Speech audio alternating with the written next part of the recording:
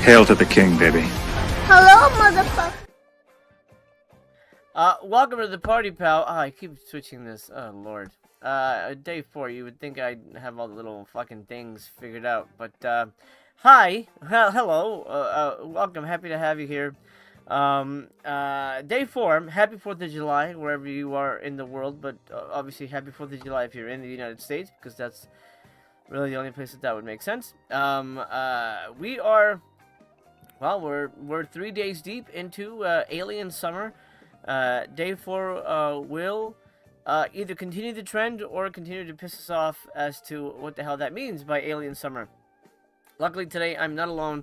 Let me bring in my co-host. Hopefully we'll be joined by another one, but for now I have one waiting in the wings. Let me bring him in right now and get his take on the situation so far. Mr. Bullet, Blake.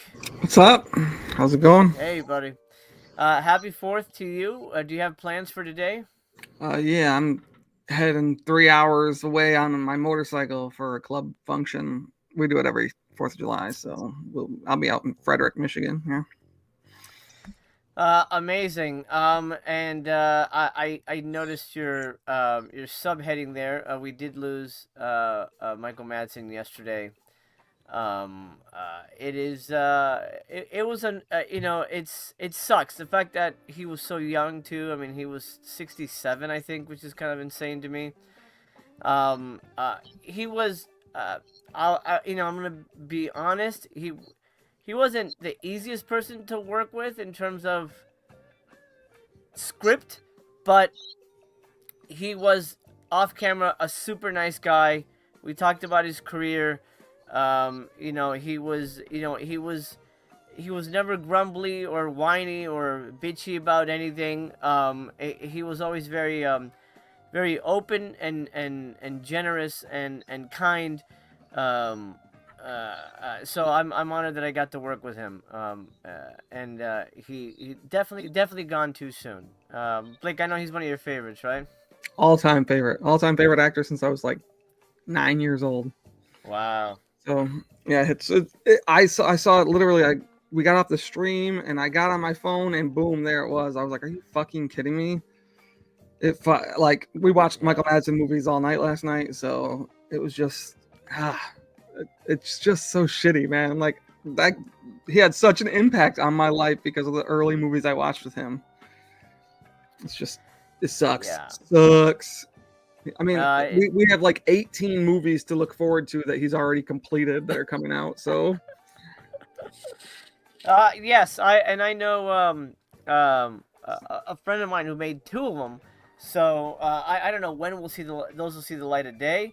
But let's just say his cinematic legacy is far from finished. If we ever do a Monster Mash 2, we'll dedicate it to him. Yeah, it's we watched that last tragic. night. Oh, we watched nice. that one last night. Yeah, he was he's not your typical Frankenstein, but he was No, he's fantastic. I mean, the best casting in that movie was your fucking Dracula, dude. Yeah. That guy was like born to play Dracula. Absolutely. He was the first guy I cast. I'm like he's the bad guy in Headless Horseman. Yeah. I recognize it because Headless Horseman. I watched that movie multiple times, but it was like, damn, he's really good. And my old lady said the same thing. She was like, wow, he should play Dracula in another movie. I know. We're we've heard that from a lot of people, which is really good. And that's certainly a compliment to him. He's fantastic. Ironically, behind the scenes, they actually never shared any screen time together, because our Dracula got COVID during the making of that movie. So during the Michael Madsen scenes, they're actually never in the same location together. Shit. Right on. So yeah. So unfortunately, everyone got to meet Madsen except for Ethan, who played our Dracula. But Yeah, he was great. It was great. The ending of that movie is a little weird, yes. man. It was not my idea. And I fought that till the day we had to shoot it. Like they wanted a kaiju battle. I'm like, there's no way this makes sense. Like, it's like, what? Like, not my idea, man. They're like, oh, we'll be able to sell it to China this way. I'm like, all right. But full disclosure, not my idea to end it that way. I had a better version where Madsen actually gets to fight, but oh, that would have been sick. Yeah. But anyway, rest in peace, Michael. He was a troubled guy. I know there was a lot going on in his life, and I'm hoping. I know he also lost a son a couple years ago. Yeah, like 2022. Yeah. Hopefully they are reunited now, and all is well with him. For as well as it can be. Code B, man, thank you for the $5 super chat. A happy 4th to you. I appreciate your generosity very much. Everybody in the chat, I hope you are well. We are, let me see, checking on this, 7 minutes away from the reveal of a VSSL. Are you excited for the VSL? Do you think we're going to get an Alien movie, or you think that whole Alien summer shit was bullshit? I think it might be like an Alien movie, but again, the VSLs don't do shit for me, so it's just not. It's not really my thing.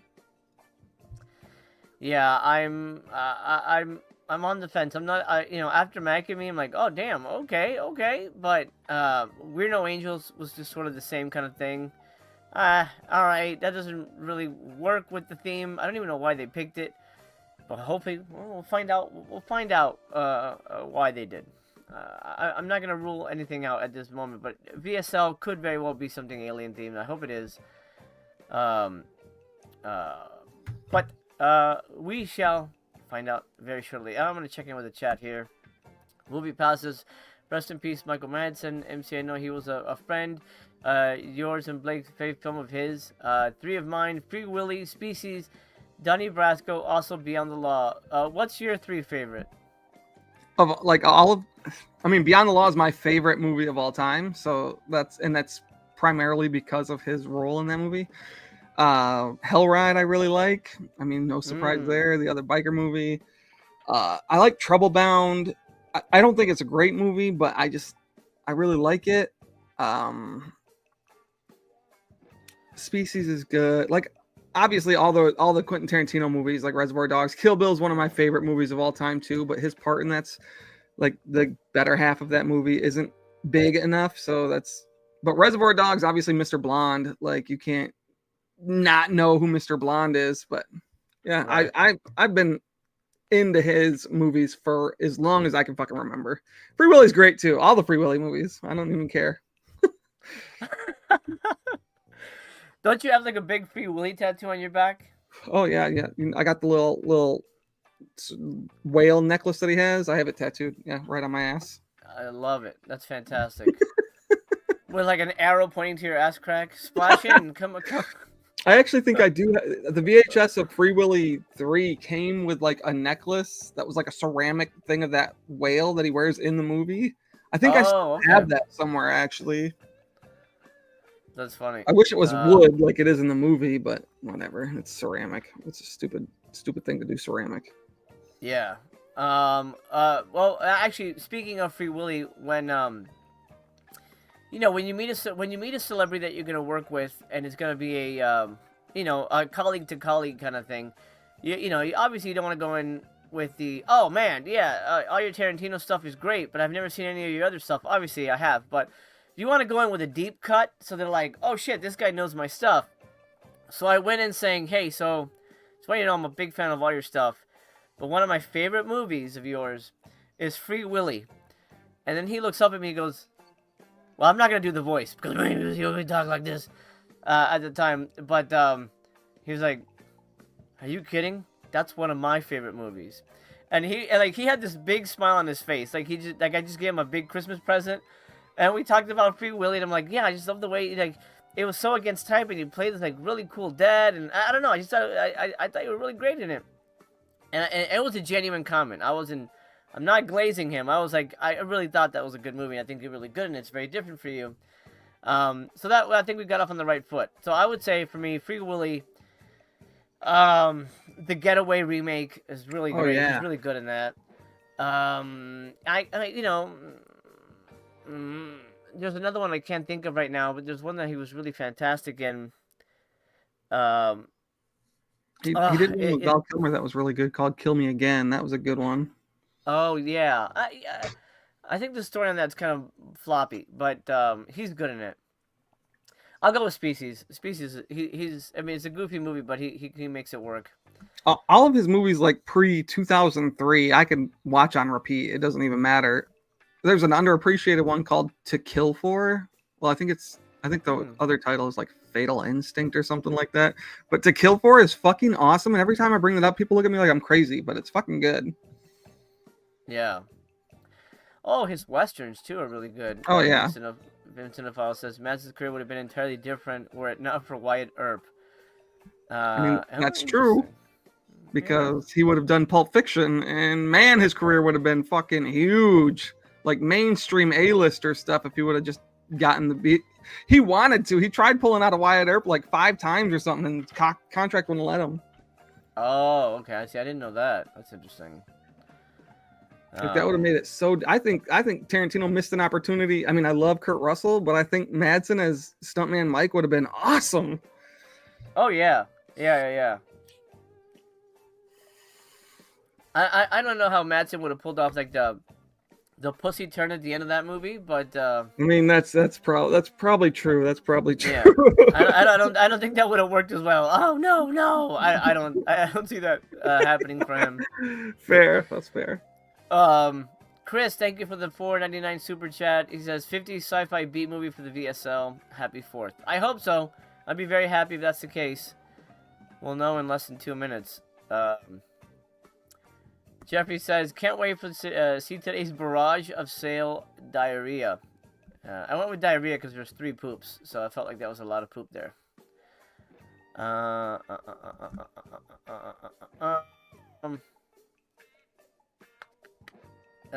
Rebirth of Mercy says, Bud in the end of Kill Bill 1 and then his death in Kill Bill 2 is so iconic. Yeah, he was the best thing in part 2. I'm not a fan of part 2. He is the good part of part 2. Yeah. Yeah. We lost a lot of celebrities. Corinne says sad death. Yeah.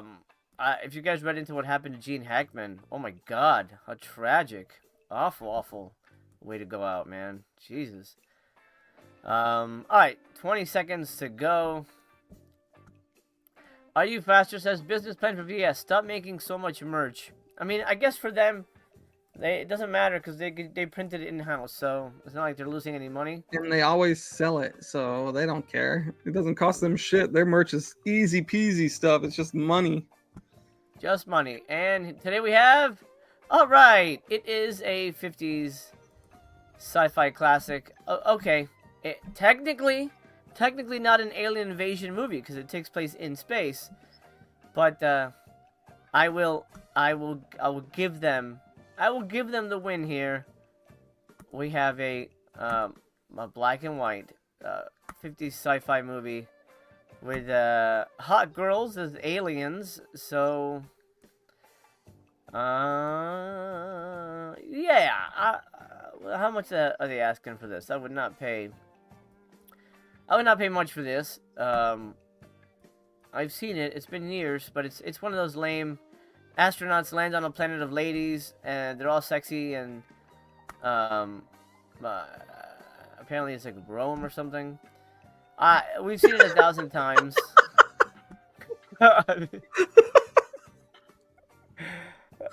We were like, we'll just use the set because this is what we have access to right now.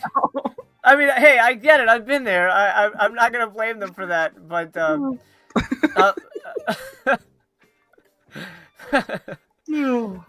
Fire Maidens from Outer Space, $28. Blake, are you in? Are you grabbing this? No, I'm not gonna get this. I honestly, sometimes black and white sells me on black and white, but this doesn't look like a rich black and white. Like it doesn't look as deep as like some of their other releases that they've done in the VSL line. Like the first black and white movie they did it looks fucking gorgeous on screen. Yeah. This one, it looks a little more faded and muted, so it's not really. And this is a movie that I Yeah. think would work better if they remade it right now because it's the 50s. So there's nothing in here that you're gonna be like Yeah. excited about. No, no.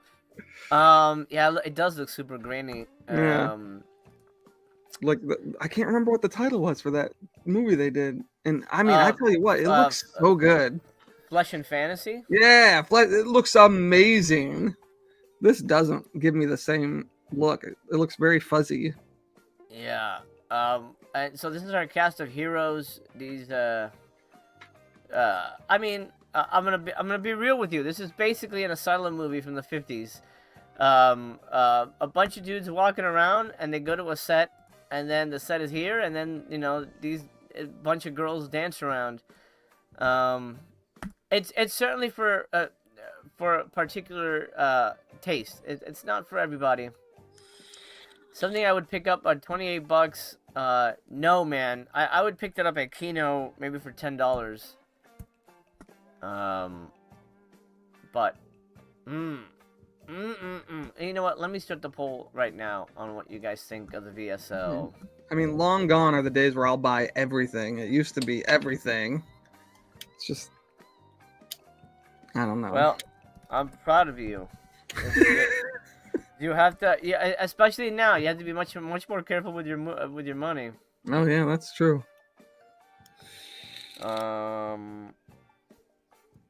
It's fire I needed. Hose it down. Lame. Alright, so poll right now in the live chat if you're watching along at home. Fire Maidens, your choices are It's Fire I Need It or Hose It Down. Lame. And if you haven't done so, please drop a thumbs up on the channel and the video. It helps both of those things. So thank you very much. Consider it your ticket to the show. Currently 31 thumbs up. And we are at 143 people watching. Well, welcome. Hope you're well. Happy 4th of July. Slam the thumbs up. Okay, let's take a closer look at this. In a secret space mission, a joint team of US and UK rocketmen, okay, hurtle into space to explore the 13th moon of Jupiter. Enshrouded in both fog and mystery, only this moon has the potential to sustain life as we know it.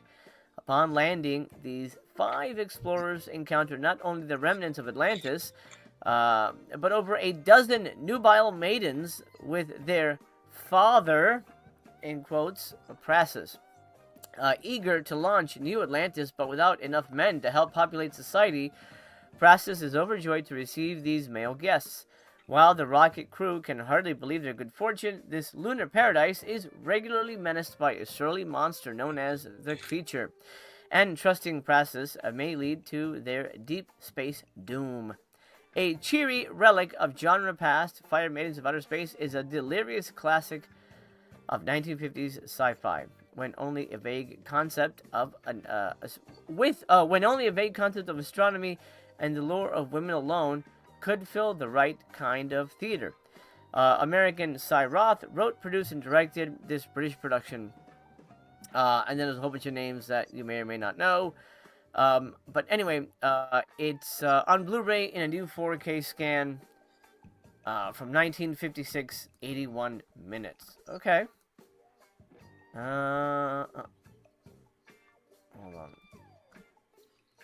on. I activated Siri for some reason. Alright. Two commentary tracks. That's fun. And 2 video essays on, oh, that's kind of good.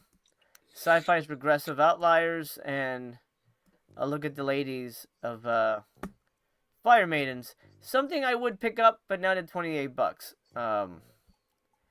But Blake, would you call this, would you allow this to be, roped into the alien invasion summer situation? I think they thought because it has outer space in the title that it works, but it's not about an alien invasion at all. And I think this is going to be their last, like, even outer space related title of, like, I just don't think anything else space related is coming out. That's so fucking lame. It was the stupidest title for the sale. It doesn't make any sense why they would title. And I don't care. Like 50 movies, the 50 movies. Like yesterday when we talked about the announcement for the Hammer movie or whatever one's coming out later this year. I don't care. That's not what I want from BS. I want 70s and 80s. I'll even settle for early 90s, but I the 50s don't. They're just not. I want more sleaze with Vinegar Syndrome. Like, let's be honest. Yeah. Yeah, and I don't even know. Well, let's listen to the crowd here. Super G says Greek artwork on another planet. I mean, you don't know. You're not from that planet. It could potentially, that could be what they, they just happen to copy us. I mean, I feel it's very believable.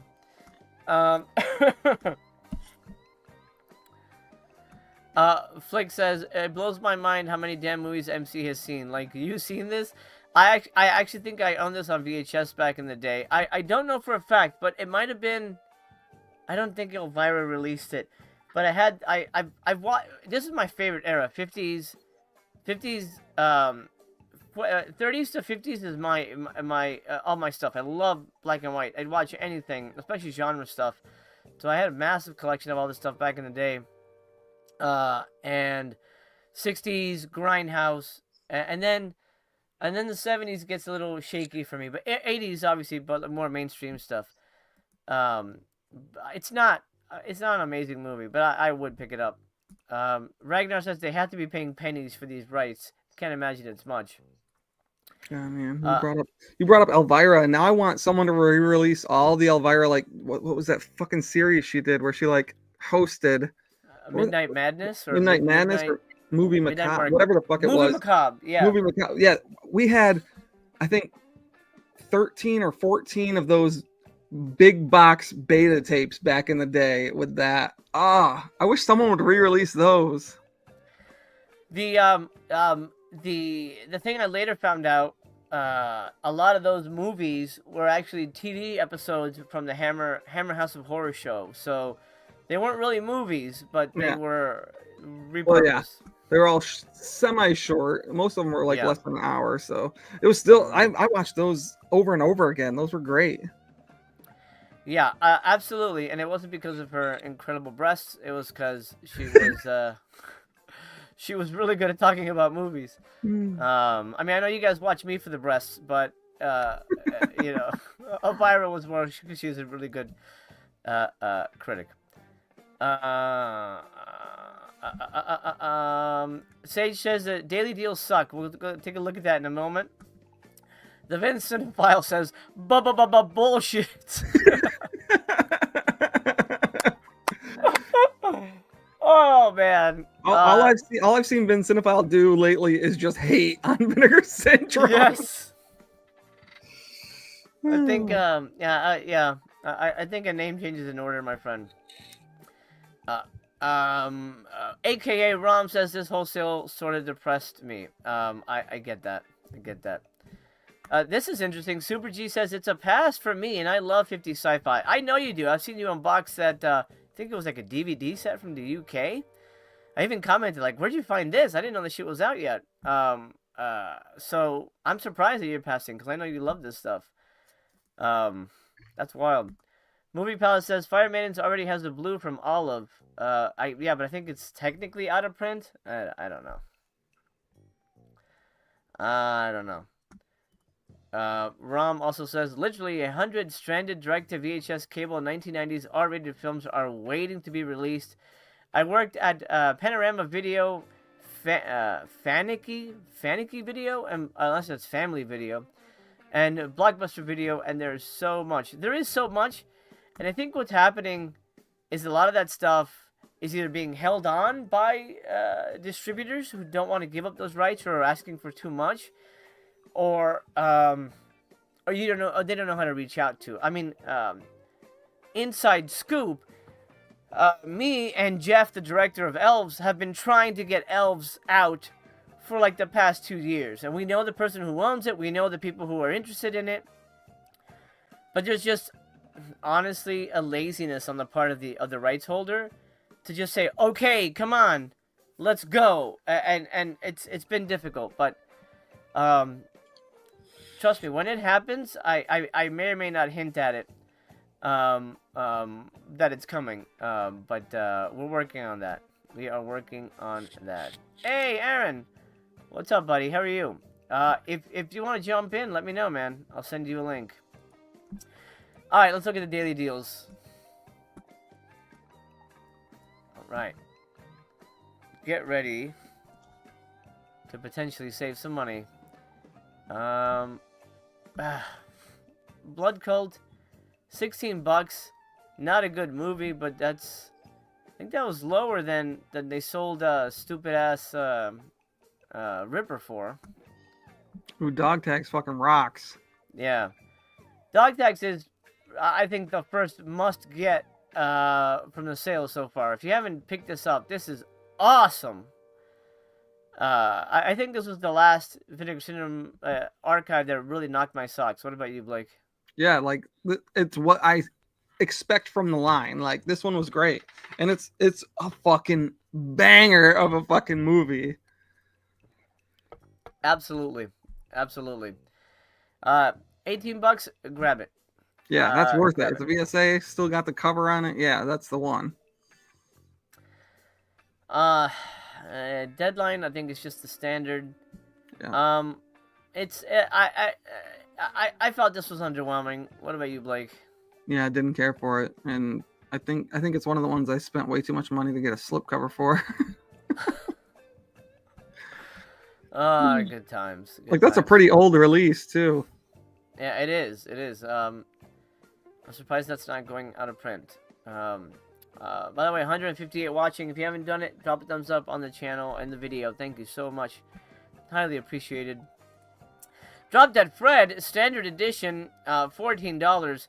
I do not like this movie. I honestly think this movie is, I don't want to say dangerous, but I think it was written by people who don't have kids, because it's stupid.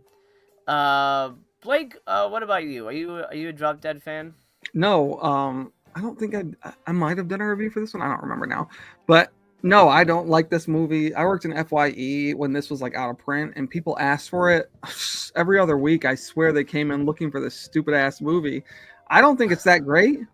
And when I see Phoebe Cates in a movie, I want to see her in the movie, like Yeah. see her. So this one doesn't work for me. It's I don't think it's funny even. I just don't find any humor in it. So it's not for me. Yeah. You know, and it's rare that you do get to see her in a movie, but when you do, it's unforgettable. I mean, you know, we can give passes to Gremlins and things like that, but Gremlins, yeah. I mean, like Gremlins is fantastic, both of them. but for me, I think this movie is just kind of dumb. I mean, well, now that you have a kid, like, imagine your kid like making fucking mud pies in the kitchen. Oh yeah, no, Like, what the hell are you doing, dude? No. And it's like, oh, you're stifling her creativity. Like, no, creativity is great. Fucking making dog shit puddles in the living room. That's like, no. Phoebe Cates needs to be in a mental hospital by the end of this movie. There's nothing funny. Oh, look at this goofy guy. Yeah, right. She's insane. Put her, you know, have her take a nice long shower and then put her in a mental hospital. That's the movie. Yeah. Awful. I don't find it funny. It didn't make me laugh out loud, which is a requirement for a comedy to be good. My God. Yeah. Ridiculous. Hey, guess what? We have a new member to the gang. Well, not new. He's old, but new to this stream right now. Ladies and gentlemen, the Cult of Cinema, in its entirety, it's Aaron Pinn. He's old? That's how you mentioned it? No. You're old. You're old to the the community, not the. I mean, you know what I mean. You're not I know what you old. mean. You're young at heart. You're young at heart. Yeah, young at heart is the only way you can say it nowadays. Oh my God, man! What do you think about this, man? I mean, I feel like Vinegar Syndrome just keeps I feel like it's pranks at this point. Like you're just kind of fucking with us. Yeah, I kind of feel like I'm trolled. I was watching the video here yesterday, and I said at the time, it's like we don't want you to subscribe sale, and it's just like Yeah. doubling down. Dude, Blake, why are you subscribed to this? Like, man. I like getting my shit first. You're there's literally getting shit. That's what I was gonna say. Actually, There's some winners in there. Plus, my Mac and Me was only half price. Not even half price, bro. You got $8 off. That's not half. Half Hey, price I would have paid been less if it was than you paid. on sale I for paid less than you $16. paid. That means nothing. You still paid $8 less. I also bought. I think I got 3 partner titles, all half off. So it's worth it for me. I buy quite well. This year I haven't bought nearly as much as I usually buy partner labels, but sometimes I buy a lot. Well, good for you. In the end, if I bought all the partner labels titles are I wanted, in the end, I would spend more than I spent on the subscription, because I think the subscription cost me like 800 something this year. So it wasn't nearly what everyone else paid, because I used my points with the $50 off. Well, I mean, I guess if it works for you, it works for you. But I think I can't wait for the day where you're like, I'm done. I can't continue with this. I can no longer support this. I had this conversation with Master Chaos a couple years back, and yeah, and now we're here. I've been subscribing for like, what is it? It's 4 or 5 years. 5 years now? Is it 2025? It is. I'm gonna do an intervention, Blake. That's gonna happen. You're gonna want me to be sitting on couch. I mean, Aaron's channel was literally Mr. Vincent. Yeah. And like to see him switch so much really means a lot. I mean, it really shows how it's worked against the people that have supported it, and even Vincinophile, his comments.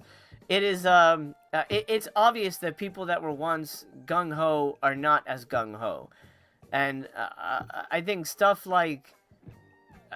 Like again, We're No Angels is not a bad movie, but Cinematograph releasing such a random selection of movies is I don't want to say hurting the brand, but hurting what Vinegar Syndrome used to be. I think what people were expecting 70s and 80s garbage that's fun to eat. We're getting random garbage that's too expensive and nobody wants to eat. Aaron, how do you feel about? I mean, I know you're not a fan of the label in general anymore, but I feel like their curation has gone way downhill. Well, I still like the early Vincent, and I do like some titles overall, but my problem with Vinegar Syndrome more recently has been that their sub labels have no rhyme or reason to them. Look at a company like Umbrella, right? And they got a bunch of sub labels too. They got Sunburnt Screens, they've got the Beyond Genres, the exploitation stuff. Anytime you see one of those announced, and you know exactly what it is, you know why it's in that label, it makes sense. VSA doesn't make any sense. VSUs no longer make sense. VSLs, that could be anything. The second that Drop Zone was in Cinematograph, that's Cinematograph, right? Cinematograph. Yeah, I'm like, yeah, no, this sub label no longer makes any sense to me. And of course, everybody's favorite alien invasion movie, We're No Angels, got announced yesterday because see, that's Kino film. We're No Angels is a Kino film, and I said it before, like this is a movie that you buy, you get at home, you realize, shit, this is not the Humphrey Bogart version, and then you're pissed off because you got the wrong version of the film. Mm-hmm. Yep. I want to be I was known as the guy that was like Mr. Pollyanna, super happy about everything on here. I used to get that a lot, but I'm getting older, and I'm on my lawn yelling at clouds. So I mean, Mac and Me was a good announcement. This was old school Vinegar Syndrome. for me. It's like it's some of the new isn't like it's a more known film, but it's weird enough and different enough that it fits in. Like, okay, this is the first 5-6 years of Vinegar Syndrome type of stuff. I agree. Rage, I got no problem with that movie. I just don't think it's a. I'd buy it as a Scream Factory for cheaper, but I wouldn't buy like a big ass edition for this. Definitely a Scream Factory title for sure. Card I think Player, it was. decent. It was a Scream Factory. They had like a double feature with Rage 2 and the one with Angela Bettis. Mm. Card Player, I'm a big fan of the Card Player as a mediocre like Argento film. I bought the one version of France, which has a way better cover than this. Actually, extra lucid. Check it out; it's really good. Young Gary should not be 4K. Young Gary should never. Oh my God, you see? I got the Blu-ray, and this is where that's the ceiling for Young Gary. It's not a great film, and even if it was, it's not the movie that you're like, oh my God, if I got to really put this in 4K. No, I worry that some things are going to 4K that don't need it. Yeah. And they're gonna continue doing that. It's right now. It's become upgrade after upgrade after upgrade. The subscription for the rest of the year literally states that there's gonna be at least 2 big upgrades coming. It's not exciting to me at all. I don't know. Oxdub, thank you so much for the $4.99. He says, "Hail MC Aaron and Blake. Now you can't hate kids anymore. Congrats on the baby." Well, he can still hate them. He has to really like one of them. But he can still now. Professor Cinema is here, and he left a comment that boggles my mind. He hates Mac and Me, but then he has the gall to say this: "I love Drop Dead Fred. It's a terrible movie, but I love it." You're losing all credibility, bro. You're losing all credibility. Professor Cinema, I think we have to have a talk about you on the voyage, man. I think you're confused on what movies are bad. Yeah, man. I think we may have to let you go. I don't know if we can trust your voting anymore. That's frightening to hear. Vince Cinephile says, "I haven't subscribed in 3 years now." Wow. Okay.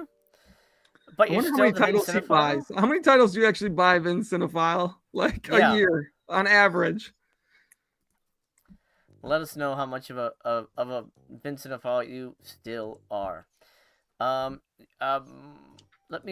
go over the deals one more time because we didn't finish that. Second row, look, we got another cinematograph, Joyride for $20. I don't know anything about it. Gentlemen, have you seen this? No, I don't think I bought that one. There's so many movies named Joyride. Yeah, there's a Which one is really this? good horror movie named Joyride. I love the horror movie with Steve Gunn and Paul Walker and Sobieski. Mm-hmm. This is the Carradine movie. I think I've seen it, but I don't remember very well. I'll be back in like 5, so just gotta check on something. No worries. We have look, they have a 25% off on a patch. Do you want to get this, Blake? It says Vinegar Syndrome and there's like a monkey on it or something. It's got the gorilla from last year. Yeah, 2024. Yeah. I wish it didn't have the year printed on it. What the hell is the Lost City of Zinj? What was that from? I don't remember what that was a reference to. But anyway. Lost Faith. I picked this up for a lot more during Black Friday because I know this actor. It is it's fun, but I mean, look at the quality of it. So it's kind of a karate revenge movie. I think I almost bought this one because I thought the slipcover almost looked like Wings Hauser at first, and I almost bought it because of that. It's not Joel D. Winecoop, an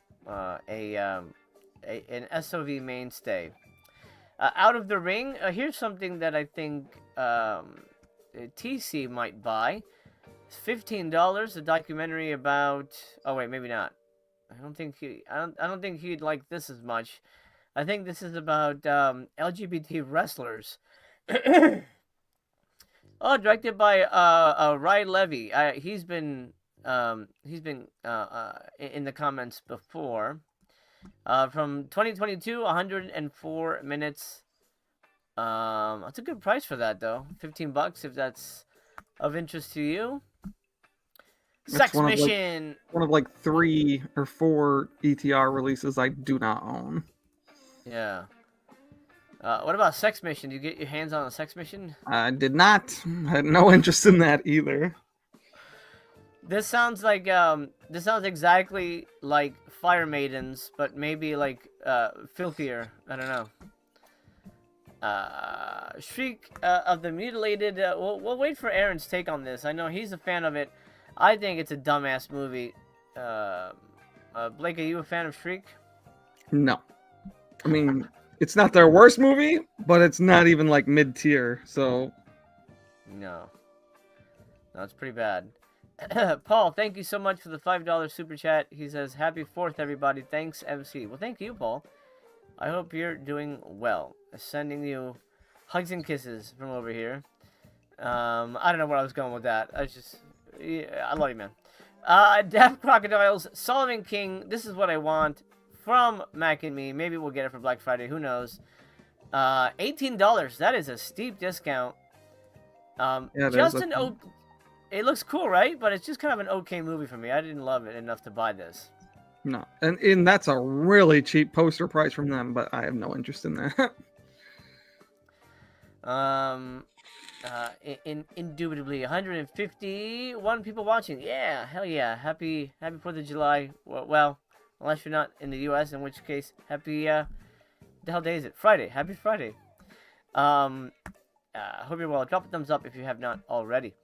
Iceman Cometh, $17, limited slipcover. That's not a bad price. I didn't love it. It's basically, Demolition Man.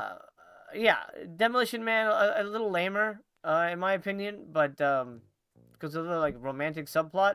But I know you love this thing, Blake. Oh yeah, this is more than worth it for that. This is like probably one of the best VS Asian movies they put out. Wow. All right, let's not get crazy. It is. It is. I feel like the majority would agree that this is one of the best Asian VSAs that they put out. Okay. Well, I'm glad people enjoy it as much, and it's under 200 in stock, so that should sell out. I'd be shocked if that does. For $17, if that doesn't sell out, I don't know what's going on. Yeah, that's a good price for that. The catalog, The Taking, I don't know anything about it, so I'm gonna move on. True Romance? What? Soundtrack? I didn't even know that this was a thing. Okay. Yeah, I don't know. It's $5 off. Yeah, not much of a Get the fuck out of here! man. Daily deal my ass. Look, I would buy that right now if it was $20. Yeah. This is funny as shit. It says Quentin Tarantino's True Romance. Wow, man. I don't know. Well, Tony Scott's no longer with us, but I wonder what he would feel about that. But there you go. $5 off. Oh, look at this fucking shit. They're selling this for, what is it? What even kind of discount is that? $6? $7 off? It should be $5. Like, oh my a god! kid's toy from the late '80s and early '90s. Like, let's not act like it's some really valuable thing. It's ridiculous. It's back. The VS branded Viewmaster. Note: it does not include a reel. You'll need to purchase a reel separately. What the fuck, dude? I mean, I have a friend who has one of these. They're not worth it, guys. Like, they're not even like heavy. They're like real chintzy. look at. He's holding it between his two fingers, so it's not gonna be one of not the big ones. Yeah, no, it's a little dinky ass thing. It's stupid. I can't. That probably doesn't even fit your eyes. Look how little that would be. Oh my Yeah, god. like I don't know if you're. I'm sure you remember from when like we were younger. yeah. They'd fit over your whole face. This isn't. Right. It's like binoculars almost. Like What the hell? That's lame as shit. And also they don't sell reels, so ha ha ha. I know. I How didn't do you put that in the daily deals and then not have the reels like with it, or at least Well, because- something with it so you can actually use it? Because they had to make room for the fingerboard, dude. They needed room for this. Are alright? you shitting me with that price of that right now? $3 off, bro. Get it now. Oh yeah. Time for your fingers to grind. My god. Look at this. Oh my fucking god. Man, I used to be able to do some shit with tech decks back in the day, but I remember those. Aaron, this is a daily deal. Isn't this awesome? You get to save $3 off a fingerboard. Isn't this fantastic? Isn't that great that they're doing this for us? Say what? Are you serious? Yup. you must buy that right now. Okay. Well, like disclosure, I was a skateboarder. Yeah, I wouldn't buy this though. But and I do have a few fingerboards from when I was in my 30s back then. I still got them here somewhere, I think. But I don't know if I need a vinegar. Honestly, how much is that? Too much. It's a $17. What? You save a sweet $3. I mean, look, there's only 145 left. Aaron, if I were you, get it. There's no limits. There's There's no only limits on 145 this. left, and they started with 200. So Oh man. And I think I run the cult. Yeah. Oh God. No, yeah. Get it. To be Get it, fair, I Aaron. can probably like maneuver fingerboard better now than I can maneuver skateboard nowadays. But yeah. I'd buy it for $5. I'd buy it for maybe even $7, but not for 17. That's a lot for a fingerboard, man. This is honestly the fucking dumbest thing I've ever seen. If I bought this, I would have to ride this thing to my divorce settlement. How much was that stupid thing? It was $17. It was on sale. Okay, that's it. I'm taking the kids. I mean, this is like, this is literally embarrassing that they would include this in the daily deals. It used to be all movies, and now it's bullshit like the Viewmaster and a fucking skateboard for your hand. What the I fuck? can't say I bought a Viewmaster. Not a Vinegar Syndrome Viewmaster, but a few years back, me and my better half remembers the Viewmaster era. So I bought an actual, original, legit Viewmaster. Yeah, that's actually like the right size and everything. Yeah. Yeah, like the red one with the. Yeah. Oh yeah. Yeah. But yeah, no. I mean, dude, yeah, you can always buy the fingerboard, make a video like close up doing little tricks with the Harlem Globetrotters music playing in the background. There you go, content. Yeah, there you go. Do a whole video about me flipping the fingerboard off of the different slip covers. Oh my god. I'd be next much to more bonsai interested in watching you burn a bonsai tree. Okay. And that that may still happen. Rom says 45 people are fingering those boards. You know, whoever bought this didn't open it.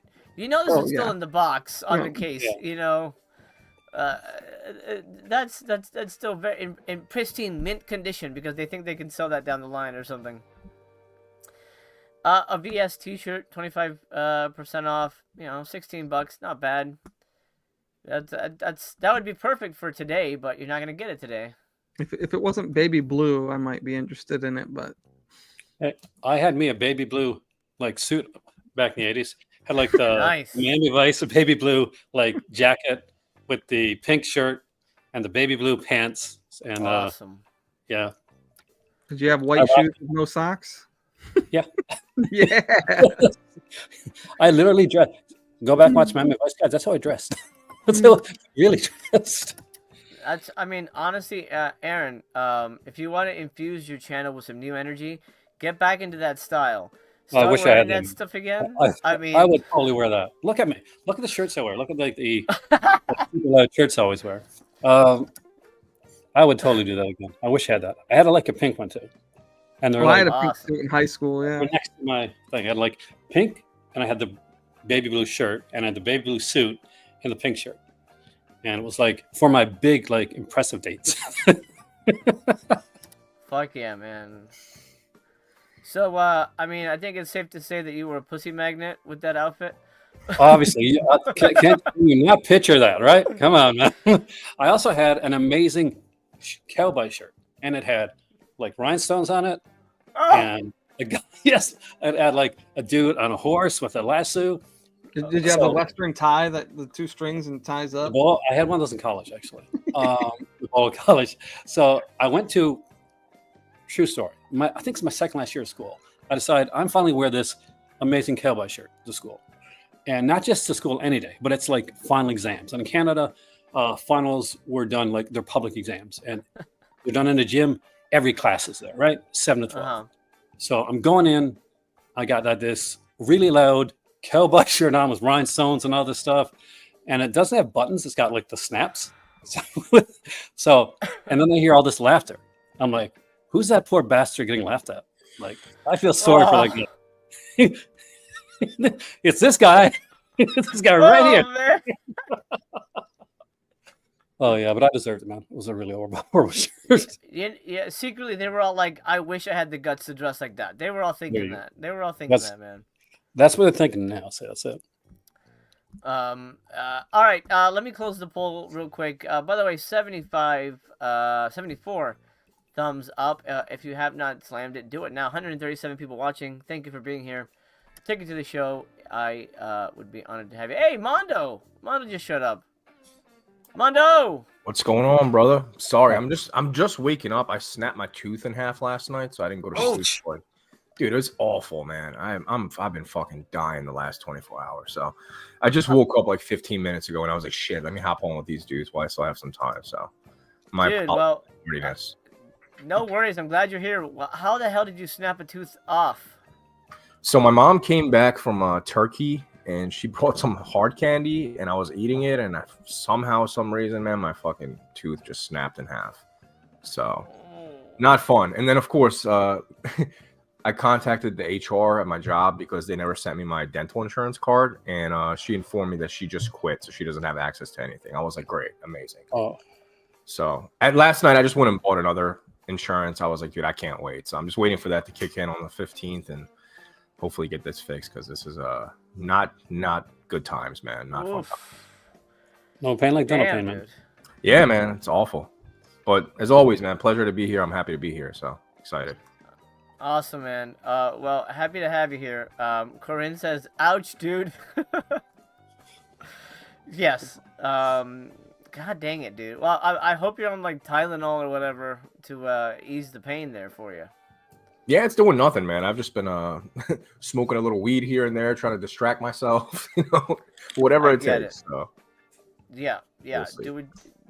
Do what you got to do, man. No worries. We're just going through the daily deals here. The last few are uninspiring. I mean, we get Witch Story, the 4K, for $22, which isn't much of a deal. Not a good movie. I certainly wouldn't give it a thumbs up. Blake is shaking his head there. Blake, not a fan? Garbage. I was not into that movie at all. In fact, I think I watched half of it and then finished the other half later. Is this the one that, like, the third act ends in a completely different location? Yeah, I just hated this movie. Yeah, not as good as you would want it to be. But it's your typical. Yeah. This is the one that it's like a farmhouse, and then all of a sudden it's a warehouse. Yep. Yeah, it sucks, man. Sucks. Okay. Mondo, since you're here, any recommendations for the daily deals today? the main one that sticks out is Deadline. I really okay. like that movie. That's the Canadian film, correct?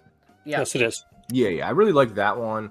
Especially the one scene where they have like the body almost like crucified and the rib cage is out. Like there's some cool gore effects in there. Dog Tags is okay. I don't own it. I did take your recommendation and I watched it before purchasing, and it's Probably not something that I would want to revisit, but then again, it's not a bad movie. I'm sure many other people would love to revisit it. Out in the Ring, I've seen that. I'm a big wrestling fan. I used to actually work in wrestling, so Wow. that one's okay. Not something that I would necessarily need to own. Shriek of the Mutilated, man. I bought this last time, and I thought it was gonna have some charm to it. It's fun, but it's not something I would want to ever watch again. But I mean, for $13, maybe. Toaster scene. The toaster scene. Yeah, Drop Dead Fred, man. I mean, that's, if you grew up with it, I feel like you'll have some appreciation for. But then again, it's similar to Macamee, where I feel like you need to have some nostalgia built for it already. If you're just watching it for the first time in 2025, I'm not sure how much value that's going to hold up. But what about Joyride? I don't know anything about that, but I'm trying to grab all the cinema autograph ones that I can. Is that any Nobody good? knows. Nobody knows anything. Skipped it, man. By the way, From it. I feel like a complete idiot because for the longest time, I didn't know it was called cinema autograph. I thought they were just trying to be cute and they were trying to say cinematography, but spelling it in a weird way. That's what I thought it was for the longest time. I was like, oh, they're just misspelling cinematography in like a artsy ass way. I had no idea that was the actual name. So, well, I think it's pronounced cinematograph, but not autograph because there's no U in there. right. So I think I'm pronouncing it cinematograph, but I don't think we've gotten we haven't gotten a actual pronunciation from anybody. I'm calling it cinematography, man. Just misspelled. That's what I'm going with. You can call it disappointing shit show. And people would know. People would know where you're going. Aaron, I wanted to revisit this one because I know you're a fan of this movie. Why don't you go ahead and gush over this film? It's an insane film. It makes no sense. So I went to Montreal for a convention, and last day I'm there's this store. It's closed down, and it has this like box set of like Bigfoot movies and stuff like that. And one of the movies on there is like Shriek the Mutilated. So I get home, and me and my better half and my oldest sitting down. We're gonna watch a movie. So we watched this Universal film, House of Horrors, and then we watched this one here, Shriek the Mutilated, and we were crying. Like we were in tears for certain parts of the thing. The toaster scene, we just couldn't stop laughing at that. I don't want to give it away, but there's something that's said right at the end. The guy says when he comes in the door that we will randomly say when we want to crack each other up. That it's just one of these, like, I think it had to be an experience when like at the time we watched it. But I'm a big MST3 guy. I'm a big on a lot of this stuff, and this for me is like an older school what Vinegar Syndrome was when I started, like when I discovered Vinegar Syndrome back in the day. This is a Night Train to Terror level craziness, and this is kind of what I like to see. This weirdness. It's weird enough that it's not boring, and it is tonally strange enough that if you don't like one part of the film, you might like the next part because it seems like at some point or another, this is 4 different films. Because it just goes in completely different directions. So not a lot of people love this one, but I got some serious love for this one. I mean, this is your Bigfoot. So it kind of gives stuff away. Yeah. That's yeah. Kind of what we were talking about yesterday, that if you clean a movie up too much, you see stuff you're not supposed to see. Well, in this case, without giving too much away, that may not be the case. But with some of them, yeah.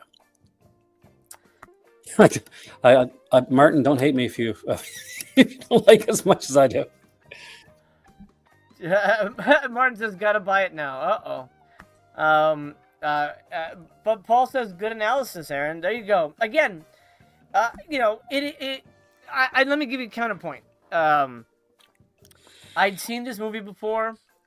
Again, just another Bigfoot fan, but it didn't stick in my head how truly awful it was until I rewatched the Vinegar Syndrome release, and I don't want to give spoilers, but it wasn't the movie I wanted it to be. I'll say that it wasn't the movie I wanted it to be, and that disappointed me. If it was the movie it was supposed to be, I would have been happy, but what they gave me was stupid, and it pissed me off. So that's see, The reason Aaron likes it is the reason I dislike it. Like, it's not cohesive. It's so tonally, it's not cohesive. It I didn't care for it. It's like the Devil Story. That's kind of similar to this. The Devil Story, that was all over the place. Nothing made sense, and it's just like, what am I watching? I have no clue. But you know what? I'll take those movies over the Asian cinema because I'd like these bizarre kind of oddities. Yeah. Like I'll watch these over random '90s Hong Kong movie. So Agreed. Like, I don't think anybody can say Strictly Related doesn't look like a Vinegar Syndrome title, like an OG Vincent title. It does, right? And if you're coming in newer and you came in with maybe like Rad or with like Death Wish 2 or something like that, this is going to seem really weird to you. But for like the first 5 or so years of Vinegar Syndrome, guys, this is what they did. This was the stuff that you got. And my first Vinegar Syndrome title is Night Train to Terror. That's the one that got me on board. I've been like following this company for over 8 years. My first Vinegar Syndrome review was 11 years ago. Yeah, there's a reason I got called Mr. Vincent for a while. Mm-hmm. And times change. Times change. But absolutely, it is very much indicative of what Vinegar Syndrome used to be, for better or worse. A couple of pronunciations here for cinematograph. Rom says, I think it's pronounced coaster.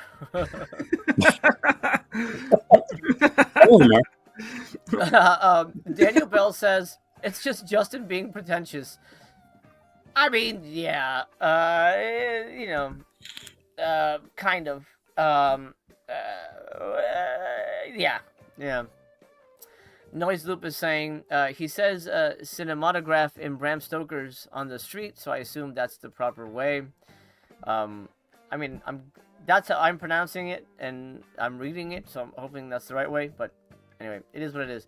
Movie Palace has a question for you, Blake. When did your family give up on beta and switch to VHS? I don't know if you remember that. Oh, yeah. We didn't start with beta. My middle brother actually bought 500 beta tapes from a flea market and a beta player when we were little, like, not little kids, but I was like probably, I don't know. I want to say I was like 11 or 12. And he bought this, he was like 13. So he bought it at a flea market for $20. It was from a rental place, and we got boxes and boxes of beta tapes. My parents had VHS from the time I was a kid. I think we were one of the first families to have like a DVD player, actually. But yeah, the beta tapes stick out because there's just something about the beta player fucking noise that just adds to every like dark brooding movie. So I always think back to like watching the beta movies and like Sleepaway Camp and stuff we watched on beta for the first time, and it just sticks with me. Better quality, man. Yeah. Like, the picture looks way better than VHS. It's just, and they feel sturdier. They're just better than VHS in my opinion. And we still have them. We still have a bunch of them, but it's just a huge piece of nostalgia for me for any movie I watched on beta back then. Like we had the first Terminator, the first Rambo. It was like all the mainstream movies, and then it was like 2 boxes of like obscure shit. That probably why I'm so into Vinegar Syndrome is because of the obscure shit. But that was like a good couple of summers we just spent watching beta tapes. Gotcha. COVID and Cult says, I'm a beta male too. Great. Thanks for chiming in. Corinne says, Bigfoot looks like Gizmo. Adorbs. Looks like the Shaggy dog kind of like come to life walking around. Yeah, Daily Deal's disappointing again. A couple of kind of okay things. Iceman Cometh, I think. Yeah. Iceman Cometh fucking rocks. That's a good one. Dog Tags, yeah. But I like Deadline too. I'll second Deadline a lot with Planet because that's one that one I'm Canadian, and 2 I remember the big box VHS of Deadline when I was in the store when I was a kid. But the typewriter with the kind of blood splattered over it was really cool. So, Aaron, question about the Canadian thing. Now, are you gung ho about anything Canadian because? Oh no. Is it just because of your heritage, or are you, or do you consider Canadian cinema better? I'm just curious because I don't love everything American. So, what's your take on that? I'll be bluntly honest when it comes to this. I do like certain Canadians. I don't like everything Canadian, obviously, and not every Canadian film. I do think that when it's done well, it's done better. But there's a snob part of me coming in, and I'll totally own it. That I'd like the kind of that not everything put in a nice little bow package wrapped up together type cinema. I like the European feel of cinema. I like the Canadians do it too, but that style of cinema. And when it's done well, like Going on the Road, The Rowdy Man, uh, Black Christmas, or titles like that, I love it. But when it's done bad, when Canadian films are done bad, they're like the worst. They're horrible. Like they're unwatchably bad. They're not like fun bad, because I think that some Canadian directors get too pretentious to be fun bad, and that's one way that I think the American cinema, bad cinema, is better, because it comes off like as more like we got a camera, let's have some fun. Whereas when Canadian puts out like serious cinema and does it well, that's when I think they do it better. There you go. Final Sacrifice, though, that is that is amazingly crazy, like Canadian cinema, and one of the best Mystery Science theaters. Like, I think anybody that likes Mystery Science theater loves The Final Sacrifice for that. Rosdower, man. Yeah. Yeah. What a movie. What a movie. Curtains. Yeah, Curtains is good. Curtains is fantastic. It's one of my favorites. Yeah. I've actually talked about Curtains on my channel a few times, and that's one everybody, you don't have it, get Curtains. It's another film that's tonally weird, but it's one of the few times when the tonal weirdness works in its favor, because you've got somebody that wants to make a slasher film, and you've got another guy that wants to make a giallo, and they literally hate each other, and they're trying to put this movie together to the point where the guy walks off and got to get somebody else to finish the film. You've got Lynn Griffin from Black Christmas. She's the girl that gets killed at the beginning of Black Christmas. See her all throughout the film in that rocking chair. That's the one that haunts your nightmares. She's in Curtains. Just incredible film. I wish that was on here instead of what we're seeing, because Curtains is better than absolutely every single one of these movies that's on screen right now. Well, maybe not as good as Mac and Me, but I can't believe you like this better than E.T. I cannot believe you like this better than E.T. Yeah, E.T.'s fucking depressing, man. Like, E.T. fucking blows hard, okay? Like, E.T. is not for me. I just don't like when he's all sick in the fucking like ditch. Like, that's really sad, dude. I don't know. Ugh. Oh, no way! You have it on physical media? I don't believe it. You of all people? You blow my mind. Copies of that special edition, actually. I like Mac and Me.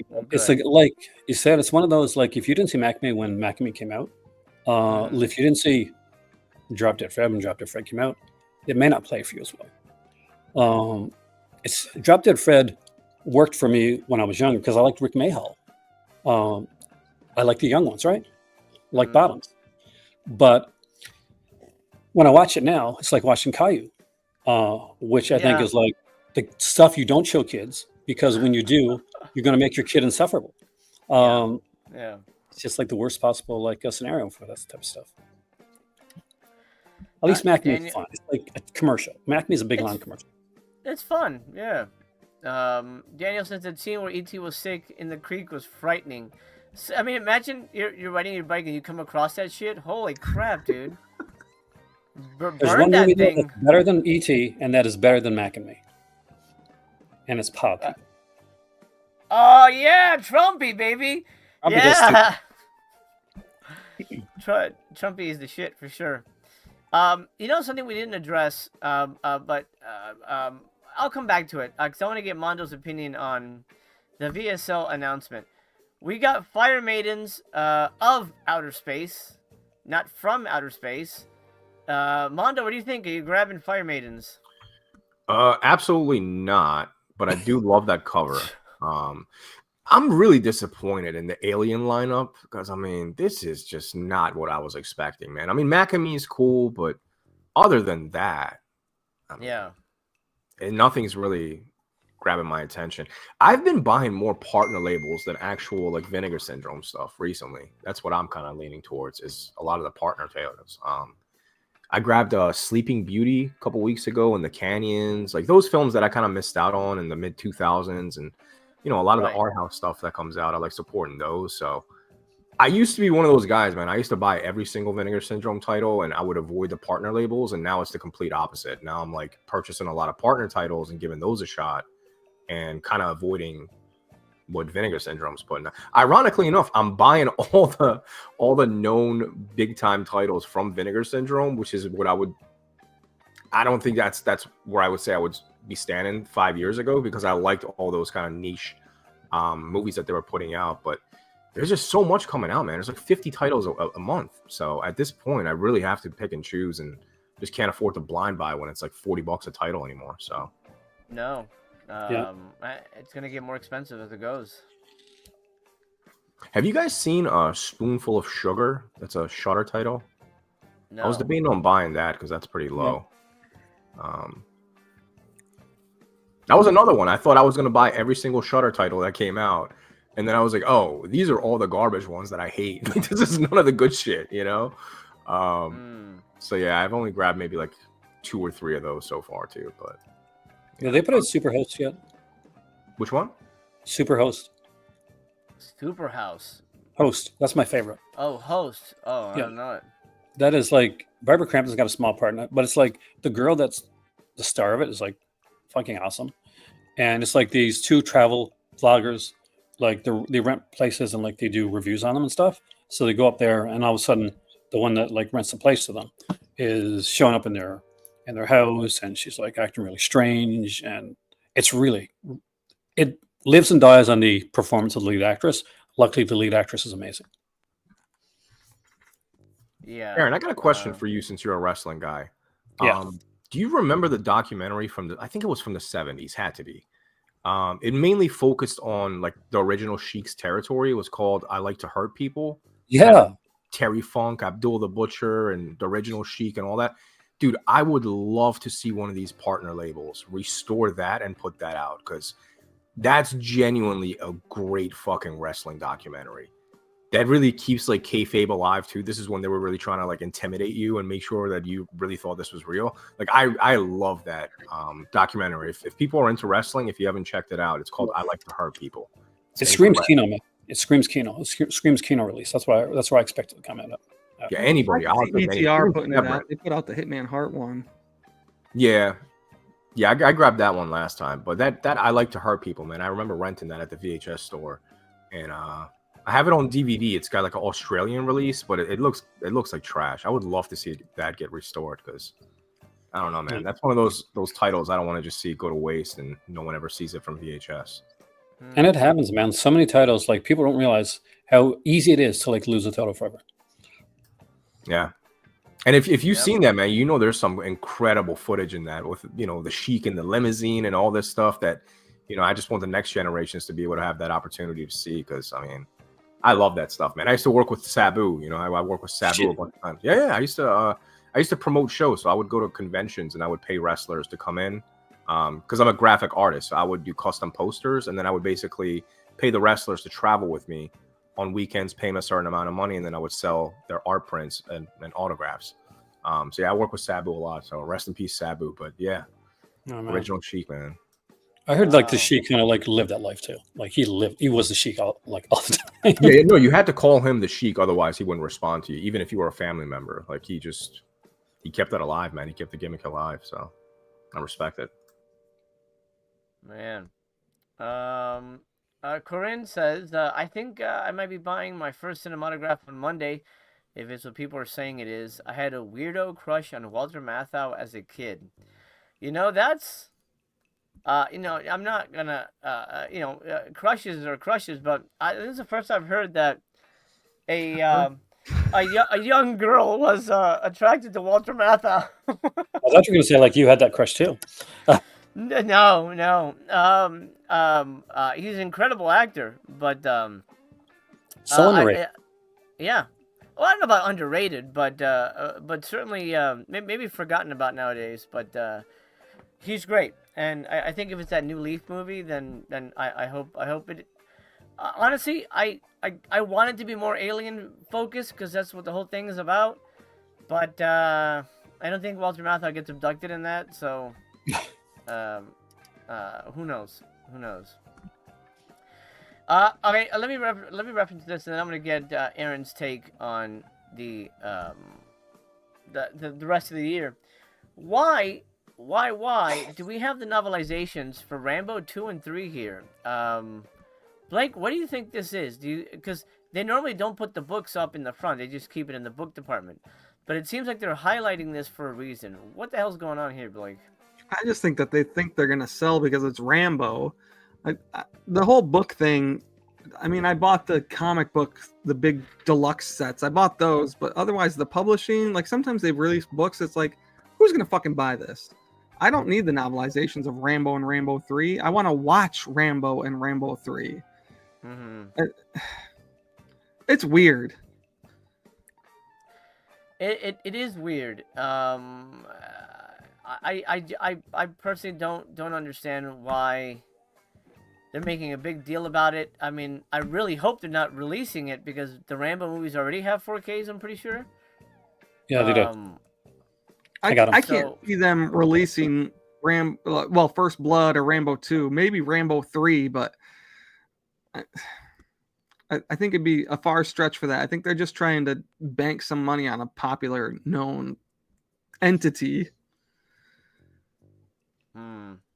Very strange to me. Aaron, why are they doing this? Why are they highlighting Rambo 2 and 3? I unfortunately, I do think they're putting it out. First Blood is a great novel. Rambo 2 and 3, and I like Rambo 2. Rambo 3 is what it is. So it's okay.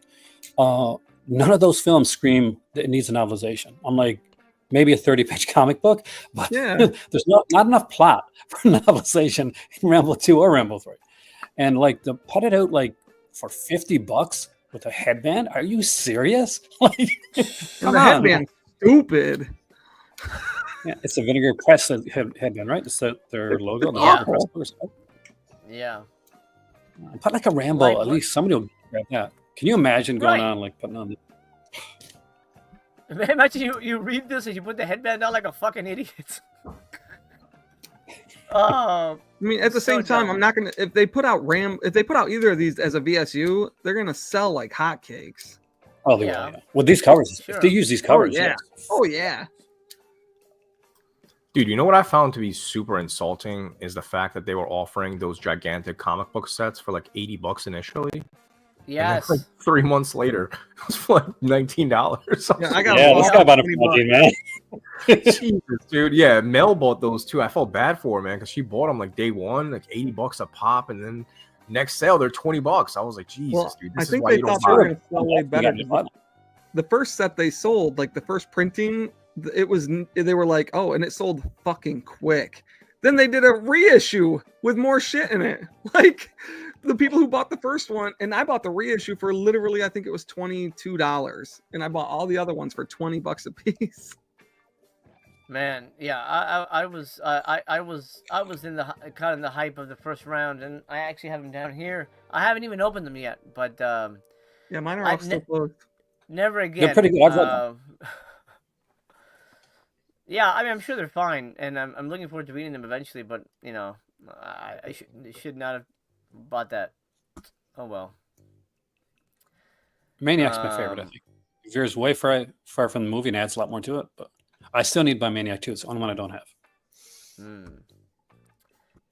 Corinne says, why extra slip? They have to release extra, right? They did. Well, it's for extra 3. Yeah. So the slip is for their old film, which you can buy for $25, not on sale, by the way. That's not a sale price. Or you can just grab the slip for $7. It's the worst.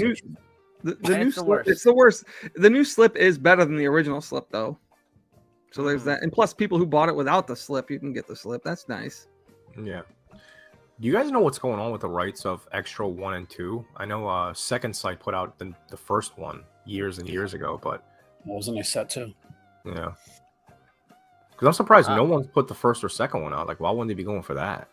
I don't know. The first one's well, awesome. with the second one, they had to do like the rights were there was a rights issue, so they couldn't have anything from the first one in the second film. So that's why the second film is so different from the first film.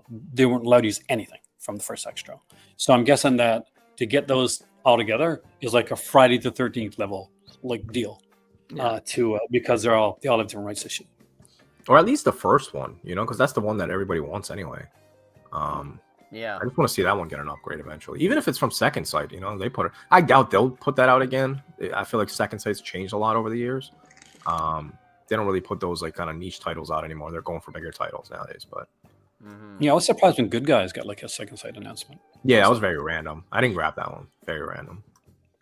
Good movie, but I mean, there's already fine releases for that. You don't need a whole box of shit for it.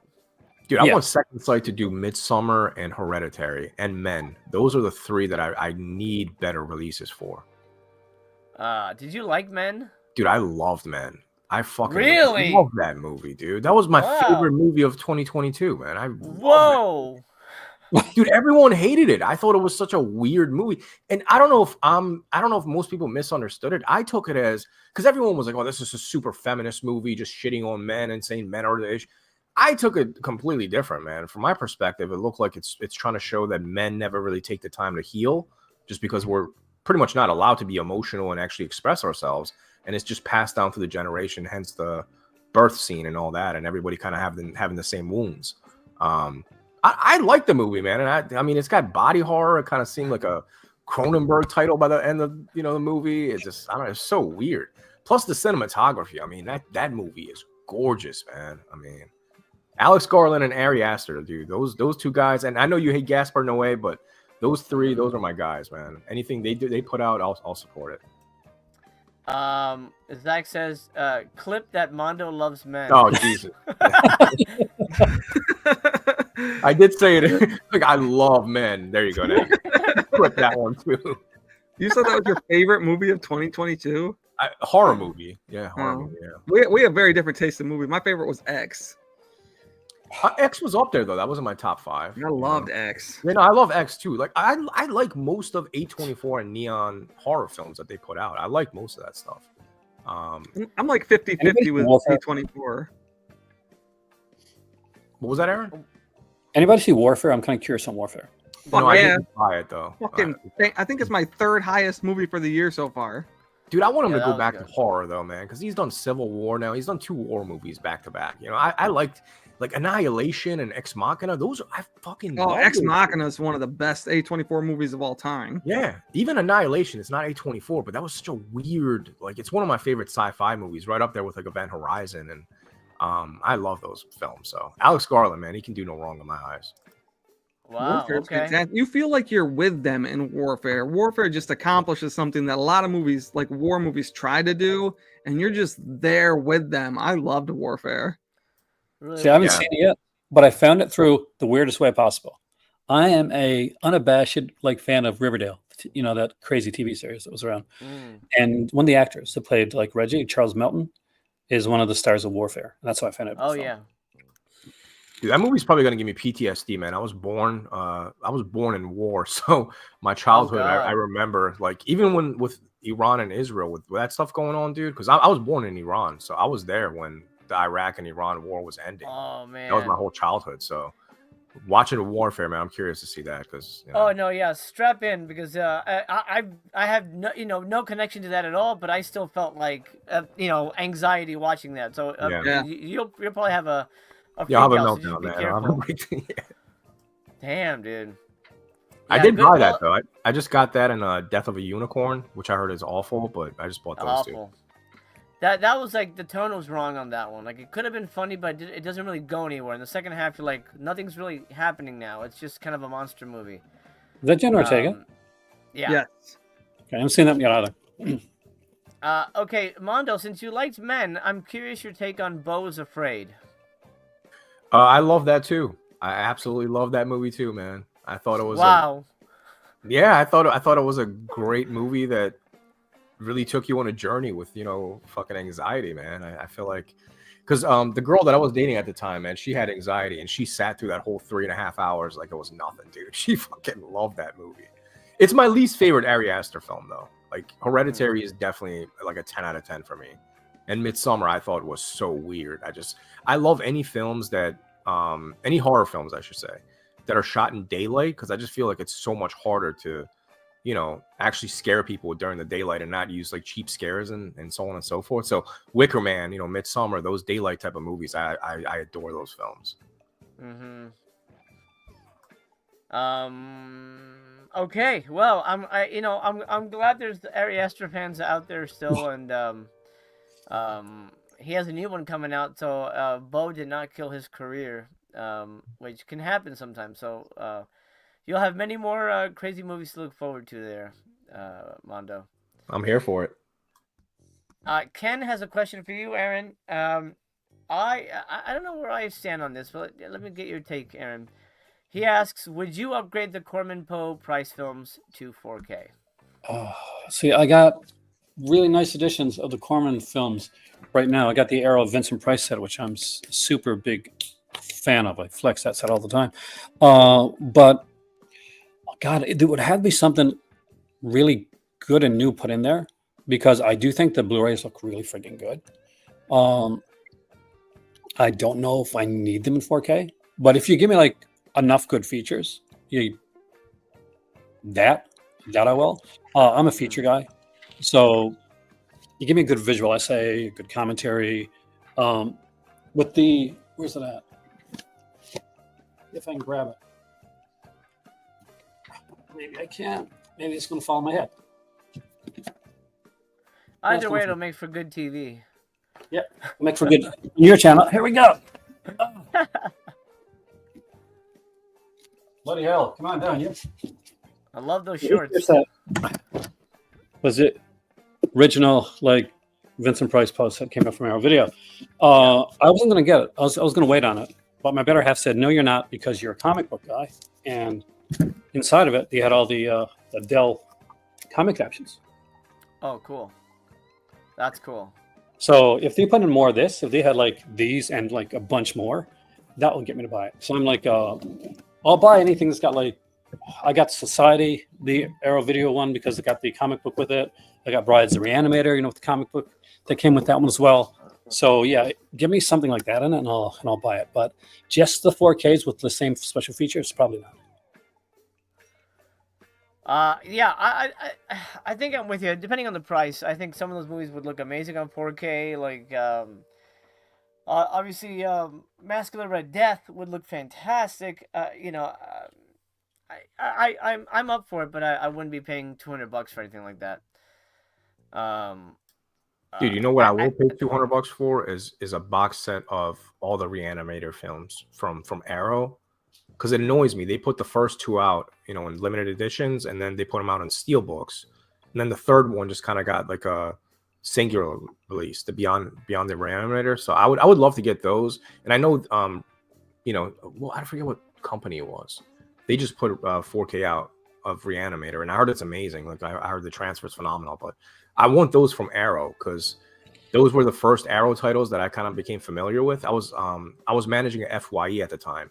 So we got the Hellraiser box set and the Reanimator ones, and I was like, "What the fuck is this?" I was like, "Whoa, what in the world is going on here?" So that actually brought me back into physical media. So I would love to see Arrow put out a box set of that. I know it's got to be Region 2, but dude, if they put those three out on 4K in a nice box set, I'll drop 200 on that easy. Well, I'm still rocking the Beyond the Reanimator DVD. I mean, that movie should stay on DVD. It's not a great movie. It was cool because I met Jeffrey Coombs, and he autographed it for me. Okay. And he was like, he hadn't seen that edition before. He liked the art on it, actually on the Arrow one. And he's like, we talked about From Beyond, and he thought it was like miscast in From Beyond. He thought that the other guy from Animator should have played the character in From Beyond. Yeah. But I don't know. I like Beyond Reanimator is okay. It's like to have all three of them together though would be nice in a good set, in an Arrow edition, or if Umbrella put it out, Umbrella would probably rock that too. Umbrella would be the one to absolutely do that. Because that have like screenplays, a bunch of books there. Like the Super Mario box set that's got like every version of the script or whatever, and the storyboards. I don't need all that. Rebirth of Mercy gives me a really nice segue. He says it's Fessenden Fall. It is indeed. Let's go over here and discuss this. Oh, I had to close the poll. Let me do that. By the way, if you have not done it yet, drop a thumbs up on the video. Highly appreciated. It's your ticket to the show. It helps the channel, helps the video, and it helps everyone grow. It's like sunshine. It's like sunshine. All right, come on. Poll is taking a moment to load here. Whatever. I'll just go here for a second. I'm gonna make this big. Aaron, I know you've discussed it on your channel, but what the fuck? My poll disappeared. I gotta reload this. What do you think about the next few months here coming forward? August. We'll start with August and give us your take on it, because I'm certainly not happy about it. Sergeant Kabuki Man is one of the last traumas that they can put out and legitimately say, okay, this was a big trauma release. There's not much more they can put out. Class Nukem High, maybe. Anything else, you're stretching it if you're going to like, oh, this is a trauma, quote unquote classic. I like Fessenden. Good enough. I don't know if I need it in 4K though.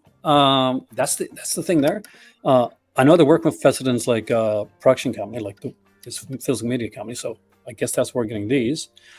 But August, I don't think I wouldn't buy August. September, we got the Italian horror collection. You know, I love me some Italian horror. Though I kind of want, like, I go to Spain a lot now, and I would love to see them branch out more with like Spanish horror and stuff like that, because there's so much good stuff out there. Like, I'm tired of the Asian horror at this point. I feel like it's getting overplayed. More Fessenden, okay. Beloved early 90s body horror. What's not out in body horror that we still need? That needs a 4K. I have no idea. So, like, yeah, I'm iffy on that as well. And I do like Fessenden stuff. I'm glad he's getting some cash. Maybe make some more cool movies. Man Kuchi Death's kind of fun. That's a Hammer release. I'm pretty sure. Their first Hammer. I think so. Yeah. Yeah, not the best Hammer, but it's okay. UHD debut of a 70s horror classic. I always get nervous when they say horror classic because it very rarely is. Dario Argento Giallo depends on what it is. If it's like, if it's due like Hitchcock, which is not a bad film, but it's a TV film, it doesn't need a 4K. If it's like Giallo with like Adrian Brody, like like people say Dracula 3D is the worst Argento film. It's not. It is bad, but it is fucking fun. It is crazy. So you're like, what the hell am I watching? Giallo was boring as hell. That's not good. Yeah. That's what I don't want to see. Trauma classic. Again, put that in quotations until we actually know what it is. And 3-film horror collection. Debut of Crazy Euro Horror 4K. So November is the only one, and maybe October, or only 2 months that legitimately look like they could have some really good stuff. The other ones I'm kind of iffy on. Like, it doesn't make me want to get a subscription, I'll tell you that much. No, it doesn't. They should definitely drop better titles. November itself is letting us know that the 2 secret horror titles will be UHD upgrades and not new to disc. I mean, because it clearly says both are UHD debuts, which means they've got Blu-rays. So it's gonna be more like, you know, Carry 2 kind of shit, which is like that doesn't make me want to go out and buy it. And Larry Fessenden broken up into 2 months, that feels like they just needed to plug some holes on the release schedule, because that just doesn't make sense to me. That's like dividing the Cardona box set up, you know. Yeah. And he's not Cardona, but I certainly don't want to own those on 4K myself. The rest of the year, honestly, I'm completely uninterested myself. I think it's done. And I wish that their new partner label was Hammer, where they're starting to put out those big chunky box sets and stuff. I would love that. That I'd like, because for me right now, a lot of the partner labels, like, I kind of went off the partner labels when Fun City Editions went. Though that was my favorite partner label. That one, I felt like every time Fun City would release, you know, it was like, oh yeah, that's for me. Yep. But not so much nowadays. And CIP I like, but again, I think CIP, there's a lot of releases that they could put out that they're not putting out. Where the fuck is Clown Murders at? I want to see that before that one gets completely lost. Somebody left a comment. I don't remember what day, but somebody said that CIP was only focusing. Maybe you know more. They were only focusing on Quebec movies and not necessarily like all of Canada. I don't know if you're familiar with like whatever the areas of cinema, but that it wasn't like all of Canada. They just had like just one area they were just mostly pulling movies from. I wouldn't be surprised because the latest release was a TV film. There was like this series in Canada where that was shown in, I think it was shown on the Corv across CBC, where they were trying to teach French people like this English, and these films were used as like ways to help them like learn the English language. So that's what this release was actually. Got Vincent Price. I got the guy from Newfoundland, so I was excited about that. Gordon Pinson, who I phoned in. There was a show. There used to be a show that came on called Talk TV. It was like a channel, right? And they had guests come in, and they'd interview them, and people could call in. So I knew that Vince, like, God Christ, I get it right. Gordon Pinson and my nan were friends. So I called in, but in the most embarrassing way, because I don't ask him about like The Rowdy Man. Don't ask him about any of his good movies. I ask him about like Blackula. Because for those that don't know who Gordon Pinson is, he's like the New York cop in Blackula with the accent that's really Newfoundland. And he looked so embarrassed when I mentioned Blackula. I felt so bad. And it was like live TV. I'm like, I really liked you in Blackula. Great film. And he's like, okay, thanks. Next. That's interesting. But then again, that is probably his best movie. I got a question for you guys. Yeah. What happens if I go and, let's say, purchase a partner label title today for full price, and it goes on sale as one of the deals later on in the week? Would they reimburse me and pay the difference in that, or do I just get screwed? No, I don't think they'll reimburse you. Well, that would suck then. I mean, if you buy it today, you can literally email them, cancel it, and then just reorder it when it's on sale. That's true. Yeah, that's what you should do. I'll just wait till the last day to buy anything full price then. That's the killer part, man. Because you're like looking at stuff, and it's a partner label, it's a movie, it's like limited edition. You're like, oh, is this gonna be on sale? Maybe I should buy it now. That's where I am right now, because there's a couple that I'm looking at, but I'm like, should I buy it, or would this be on one of the daily deals? So I'll just wait till the last day and see what goes on sale. Just keep an eye on the limited edition numbers, I guess, if it's something that's limited. Right. That's really the keys, being aware of it.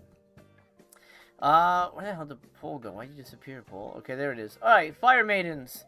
82% say hose it down, lame, and 17% say it's fire, I need it. That's out of 101 votes. So I think that one definitely flopped, I think is the word I would use. Unfortunately, it's a $10 key. Yes, exactly what it is. We're at 90 thumbs up. Almost at 100 before the end of the stream. 124 watching. If you haven't dropped a thumbs up, please do so. You can do it, guys. Highly appreciated. Get us over 100 before we end here. Oh, well, here's a question. Vince Cinephile has. It's for Blake and Mondo. I guess you were trying to say. I'm not sure what that. I guess it censored it. I think YouTube censors it. But anyway. I gotta know, did you guys enjoy working at one of the last standing physical media stores? Any fun standout memories from your days working there? Blake, you start. Yeah, I actually worked at like one of the biggest FYEs in the country. We had a full stage inside of our store. It's still there today, like for musical acts to come and perform. So I have a lot of like memories of bands coming. The movie section was huge when I started working there, and this was back in 2007, 2008-ish. And the movie section was like basically half the store, and then the music was the other half of the store, and then they had a huge stage up on the side. I actually got asked to work there by the manager because I spent so much time there. Because actually, my senior year of high school, I lived in my car half the time, so I spent a lot of time at the mall. But yeah, I got asked to work there, and I loved movies. But by the time I stopped working there, it was down to nothing for movies. They were like bringing in more and more merch, and the movies were getting smaller and smaller. They kept rearranging the shelves. But the fondest memories are actually music related. Like we had Pop Evil perform inside the store 3 times, Hollywood Undead, Hey Monday, Metro Station, Matt Nathanson. They all did concerts right inside of our store, inside the mall. So those are my like fonder memories, or from the bands that came and played. Yeah, I didn't have any bands at my location. So mine was a mall store, and I used to manage the Starbucks that was right above it. So I would always go during my lunch hour. I would go to FYE. And Starbucks was like, I hated doing retail. Like I haven't been in retail for a long time now. Same. Retail was brutal, and I just wanted to get out because, Starbucks, man, it really made me hate the holidays. Just because it was a mall store. So Thanksgiving, 5 p.m. we're opening up the store. So I never had Thanksgiving. Black Friday, I hated life just because you have 75 Karens ordering fucking lattes, and they can't comprehend that, hey, there's 74 other people ahead of you. Like, it's going to take some time. Christmas, same thing. So it just destroyed holidays for me. So I would go to FYE just to kind of clear my head. And then I was like, shit, man, I should probably just work here because there's nobody ever here. It was like the slowest store ever. No one was ever there. So I was like, this might be the easiest job. I could just browse through movies all day and there's like no customers. I don't even know how this place is open. So I ended up working there for 2 years. My location was an absolute nightmare just because the previous managers hadn't done anything for years. So, I mean, there was like promotional stuff in the back from fucking 4 years ago that I had to clear out. And their shipments was the worst I've ever seen just because they would dump candy and movies and toys and everything in the same box. So you would just get like 25 gigantic boxes and you would have to sort everything out and see what actually came, what's missing. They would send you a pencil with a fucking eraser at the top. That's got a complete, different code than the movie that's next. It was a shit fest, but I absolutely loved like the actual store, just because I was surrounded by things that I adore. But I mean, the company as itself, man, it was so disorganized. But yeah, I didn't have any like bands coming in or anything like that. I had a small store and it was at a dead mall. So, I mean, we didn't really have too much foot traffic, but I enjoyed it. I mean, it introduced me to Arrow Video and a bunch of things that I discovered because I collected, physical media since I was a kid. And then I just stopped for like 10, 15 years. Once, like the early 2000s, once I graduated from high school, I was like, oh, like horror movies are just not the same. We're getting mirrors and Oculus and all this garbage that I just have no interest in. So I just checked out of like movies essentially. But yeah, working at FYE brought me back, man. I discovered Arrow Video, Hereditary, and then I was back in action. So I love it. That's great. There was an FYE in my mall recently. They closed maybe a couple months ago. But it was a shadow of itself. It had like one little basket of movies, and they were completely overpriced, like stupid overpriced, to the point that like, why even sell this? Just That's how it is. The one I used to work at too. We still go because we're right down the street from the mall, and they have 2 baskets of movies, and then they have the new release section, and the rest is just Funko Pops, stuffed animals, and fucking action figures. Weird candy, stupid and ramen noodles. It's all bullshit now. I loved working there when I first started working there, but even then, people talked about how this is going to go out of business. We're going to go out of business. They're still there, like you said. Mine's still there. Mine's huge. The one I worked at is huge. It's in Rivertown Crossings Mall, in Granville, Michigan, and I have a lot of memories there, but again, when I worked there, it was a movie store. That was what it was for. And now it's like Best Buy, just without appliances. Yeah. God, Best Buy, man. Fuck. When we lost Best Buy, God, that one hurt. That one hurt. Horrible. That was my go-to place every Black Friday, was going to Best Buy to buy all the Blu-ray sales and shit. Oh, well, here in Canada, we had like Future Shop, which is kind of like owned also by Best Buy, but Future Shop is where all the cool shit went. And Best Buy got the more mainstream stuff. And I just remember waking up one day And I said, okay, well, let's go to Future Shop before I go to work. And we're driving there, and it's like blacked out. It's just closed. There's no notice or anything. Even the people that work there didn't know what was going to happen. It was just Wow. gone. The one good thing about FYE, and I'm sure Blake can relate, is we would have so many T-shirts that they would give away that just hadn't sold. I mean, I probably got like 100 movie and band shirts from FYE that I still have, just because, you know, they would hold them for a couple seasons. If they didn't sell them, man, they would just kind of give them away. Because I recently went through some boxes that my parents had held on to for a while, and they moved a few years back. And I just went through these boxes, and I think I have probably 30 movie T-shirts like from back then. I pulled out, I wish it's upstairs, the What Happens in Vegas T-shirt, like that came out when the Blu-ray came out. It's got like 2 dice. It says Get Lucky on it. I used to wear that shirt all the time, and I forgot all about it. But I went through it recently, and I found something else that I'm not going to mention it now because I'm making a video on it, but it has something to do with Master Chaos that I didn't know about at the time I bought it, and I forgot I owned it, and I didn't know it had anything to do with him either, because this was way back, like this was 2000 probably 9 when I bought this. Okay. And I honestly never watched it. I just bought it because the cover art was really fucking cool, and I think it was probably like heavily discounted in the horror section. It was used. I remember buying it because the receipt's still inside of it. But I'm making a video on it, and it'll come out sometime soon-ish. Well, I'm intrigued, and I think I know what it is, but I won't say what it is. Yeah, just say what it is.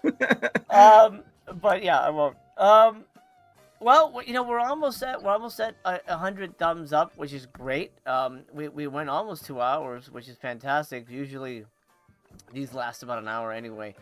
We're 6 thumbs away from 100. If you haven't dropped it, do it now. 111 of you watching, highly appreciated. Off topic, but this is something that's I've been thinking about for a while, and I'm curious to get everybody's take on it, especially Aaron, because I know he's the comic book guy. I think he might know what I'm going to ask. Aaron, Superman's coming up. Yeah. What? Before I say my take on it, I'm curious what you, a diehard comic book guy, think about the new movie. All right, so I'm actually doing a project right now, which may or may not come on YouTube, where I'm reading every single comic from Marvel and DC that came out from 2015 2020. Wow. Every single one for every week. And then I'm going to like review them and like all this type of stuff. The Superman movie is thank the fuck. Pardon my French. Okay. I actually did not mind the Zack Snyder Man of Steel when it came out. I was actually one of the few people on YouTube that gave it a positive review. That being said, over the years, it was a great theater experience. It's a wonderful theater experience. When I bought the Target, like big lenticular edition of it, brought it home. My cousin came over. He hadn't seen the movie in theater. So I said, you know what? We're going to sit down. You're going to see how amazing Superman is. The Man of Steel is just such an incredible film. And we put it on, and I started watching it. And I was like, Jesus, I'm bored. I'm really fucking bored. And then Batman v Superman comes out, and that was worse. I am hyped about James Gunn Superman. And I'll tell you why right now. Because it's the opposite of what we got before, in the fact that James Gunn has read comic books and is unabashedly a fan of comics. And you can tell in everything that he does. He gets it. He took weird characters. I'll be right back. Like the Guardians of the Galaxy. I have thoughts. He'll be back. He promises. Blake, what do you think? So we're not sitting here with dead air. I'm for Superman. I am absolutely not excited for Superman. I think Superman looks like shit. I don't think it looks good. It doesn't interest me at all. I love the Snyderverse. I love, not all of it, but I love his version of Superman. That's the version I want. I don't want the class. I mean, I guess there's some appeal to the retro look, but it doesn't do it for me. I'd rather have the Snyderverse get completed. Here's the thing. Continue. My biggest problem with the Zack Snyder Superman films is this: that it got a bunch of people that probably it's a blessing and a curse. Got a bunch of people that never read Superman before, watching the film and thinking that was Superman. It wasn't. In no comic book is that Superman. It's not the character. It's a decent. Man of Steel is a well-made film for what it does. I'll even like take Batman v Superman, which is not a good movie, but there's good shots in it. But here's the thing: it's not the character, and it has been around long enough that it's made a lot of people think that this is what Superman is, and it's not. It's not what Superman is. The inherent like thing. Henry Cavill, and I like. He's a nerd. He's one of us, right? He's just happened to be a much better looking nerd. But and that's what kills me. He's not Superman to me. He's like some people's Superman, but he doesn't play the character, and it's not his fault.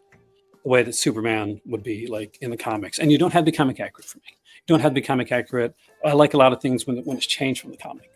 But when you pretty much take the core concept and just say, no, I don't like that core concept. I'm going to put in everything else that's my own. That's my bitch about that. But this one here I like. I like it because it gets what Superman is. I love seeing Crypto on the screen. That like blew my fucking mind. I really enjoy Mr. Terrific. So to see him come into the film, and I think they're doing it right in that they're putting him in a universe that's already made. Superman is there. Superman's been around for 3 years. There's a whole world of like characters, and he's this outlier. So haven't seen it, but from what I can tell, it looks like so Superman is hope, and Superman is supposed to like be hope in a world like right now where things are crappy, and where the Justice gangs, not the Justice League yet, are a commercial like group that's paid. That they're corporate. They're a corporate group, kind of like if you've ever read like Warren Ellis's Authority, you know what I mean. Because I think we're going to get some Authority too. Because I think we got the engineer in this one. I'm very excited. It's what I want to see with a comic book movie. We got Ultraman coming in. I'm wondering, is this going to be like, if you know the character of Ultraman, there's like some nice ways that they can go with that. I just want to see it done right. I want to see Superman like done right. And I want to still be able to like the DCEU, but it's really hard. It's really freaking hard when there's so many people with so much negativity that just randomly want to go out and hate a movie that's not out yet just because they liked something else. You can like something else and not completely hate it. I am excited for James Gunn's Superman. I still have the 4Ks of the entire DCEU up in my collection, and I'll watch it. There are ones that I like. I liked Aquaman. I like the first Wonder Woman film. Wonder Woman 84? Yeah, not so much. There's parts, but not so much. But there's certain things like, yes, he's getting it right. I saw him do Creature Commandos, and I loved the Creature Commandos cartoon. It broke my heart. The Weasel episode, my better half had to leave the room. If you know, you know. But Chasing Squirrels is the name of the episode, and it is one of the best things I saw last year, and it made me cry. But I'm a massive comic book fan, and this is Superman. This is the way that he was. Christopher Reeve, that's the way that he was. Henry Cavill looks like Superman. He does. He really looks like Superman. He looks like you would picture Superman to look. It's just the movies weren't there. But I still love what he does, and I'm there on board for anything Henry Cavill wants to do because I am a big fan. And I do like Snyder. People try to pit Snyder and Gunn against each other. Guys, Gunn made Snyder famous. He wrote Dawn of the Dead. That was Snyder's big movie that got him into the zeitgeist. They're friends. Like, you don't have to like go on with like, oh, Gunn and Snyder and this. It's bullshit. They're friends in real life. There's no hate. Let's just try and enjoy stuff. Rant over. Got it. Okay, great. And I felt that's the answer you were going to give me. Not in a bad way, but I knew that was the answer I was going to get from you. Mondo, Superman. Are you excited for Superman for this new take, or I guess whatever revisionist take? Yes, I as a kid, man, I just grew up pretty much as a horror kid, and wrestling. I was never into comic books at all, so not really something I would watch. I mean, I don't think I've seen the last one might have been Dark Knight, or no, Joker. That was probably the last quote unquote comic book movie I've seen. The only thing I'm excited for is, I guess, Darren Aronofsky is possibly working on the Plastic Man. for James Oh. Gunn's DC universe. If that comes out, that's something I would watch. I was actually at the shooting for The Wrestler. I was at the CZW show where they recorded the Necro Butcher scene. Because again, I'm from Philadelphia, so CZW was in Philly at the time.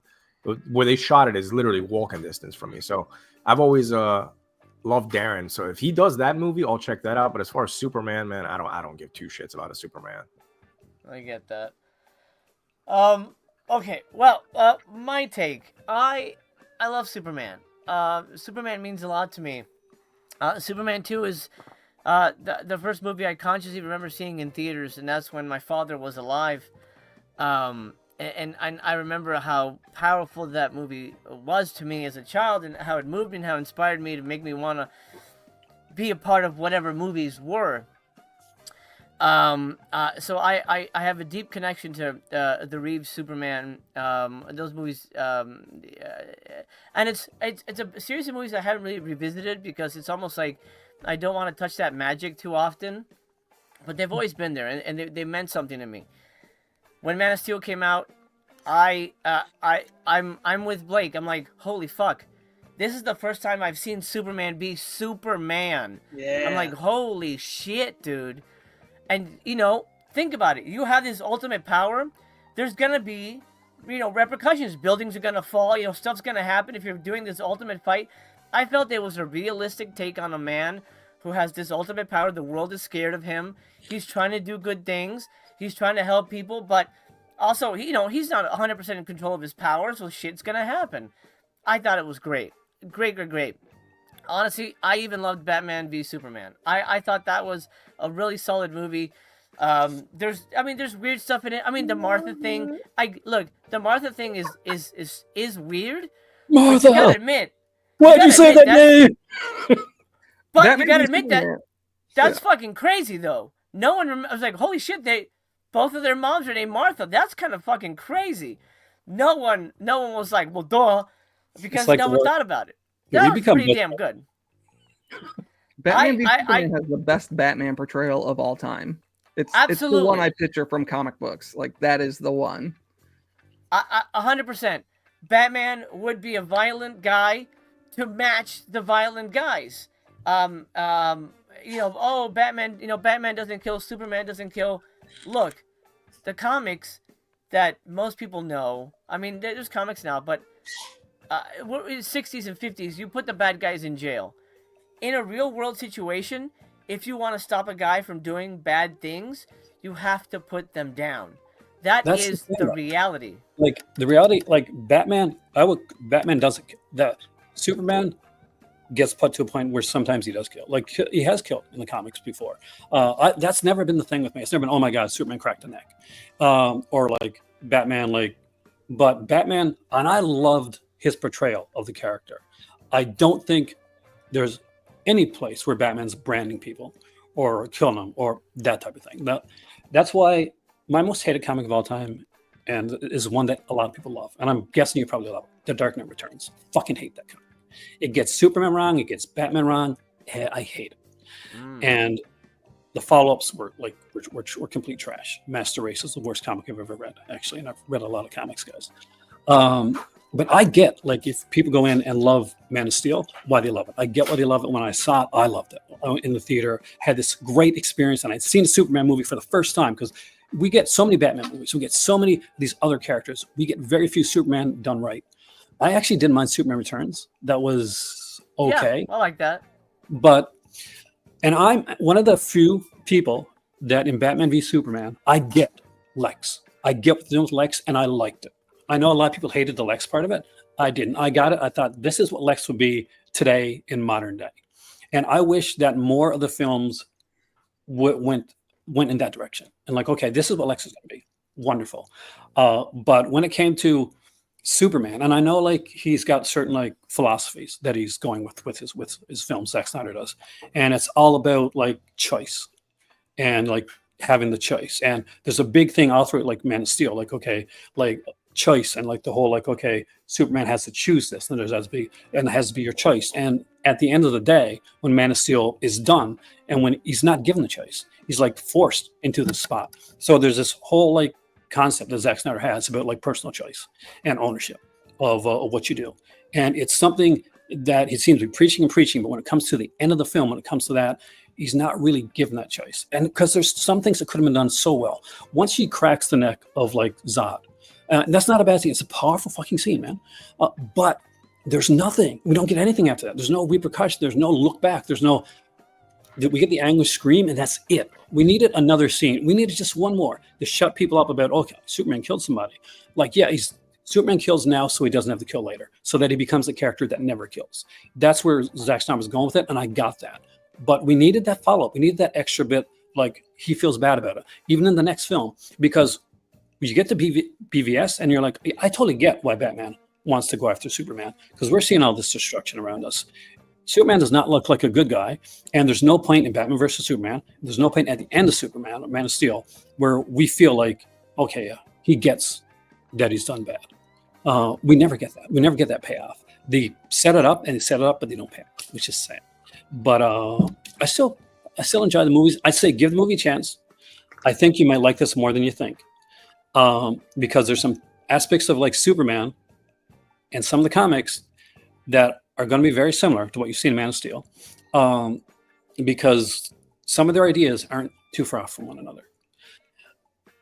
And especially if you like things like The Authority and stuff like that. Yeah, The Authority is definitely a different comic. And if you've never read it, fucking read The Authority. It's great. If you read some stuff like The Boys and stuff like that, you got to read The Authority. And we're getting like the first start of The Authority in here. And I'm kind of thinking we're going to get more when it comes to that. I know they were going to do a film, but one of the bad guys is the engineer in this movie. And The Authority is one of those like adult comics, like a Watchmen type of thing. So that I think a lot of people are going to, that aren't sure about Superman now, are going to be changing their minds once the film comes out. So we'll see once it comes out what your thoughts are. But I think they're going to have a lot of people that change their mind on a lot of that stuff. And I do agree, Frank Miller did an amazing Daredevil. He just didn't get Superman or Batman right.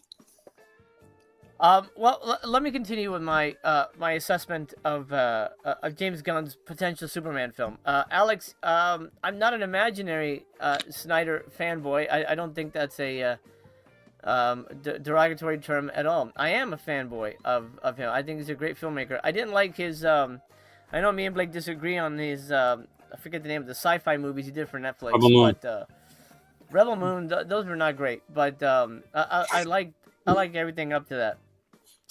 Here's my problem with James Gunn's Superman. Yes, it feels like a return to Christopher Reeves, but and again, this might work for some people, but I'm telling you right now, this movie's not going to be a hit. As a matter of fact, I have a feeling it's going to underperform what Man of Steel did. I'm telling you right now, and here's why: it looks too fucking stupid, and that's what I've been hearing. I've been hearing all through the interwebs. As a matter of fact, I won't say it here, but I've had the whole movie spoiled for me, and the plot is fucking lame. It's episodic, so I'm not gonna go into it. But it sounds like stupid as hell. Number one, too many characters. Number two, the fucking dog. Get the shit out of here, man. Come on! Do not discredit. Do not discredit. I don't want Crypto in this. And then his relationship's like, oh, Crypto, down, Crypto, stop biting me. Like, what the fuck?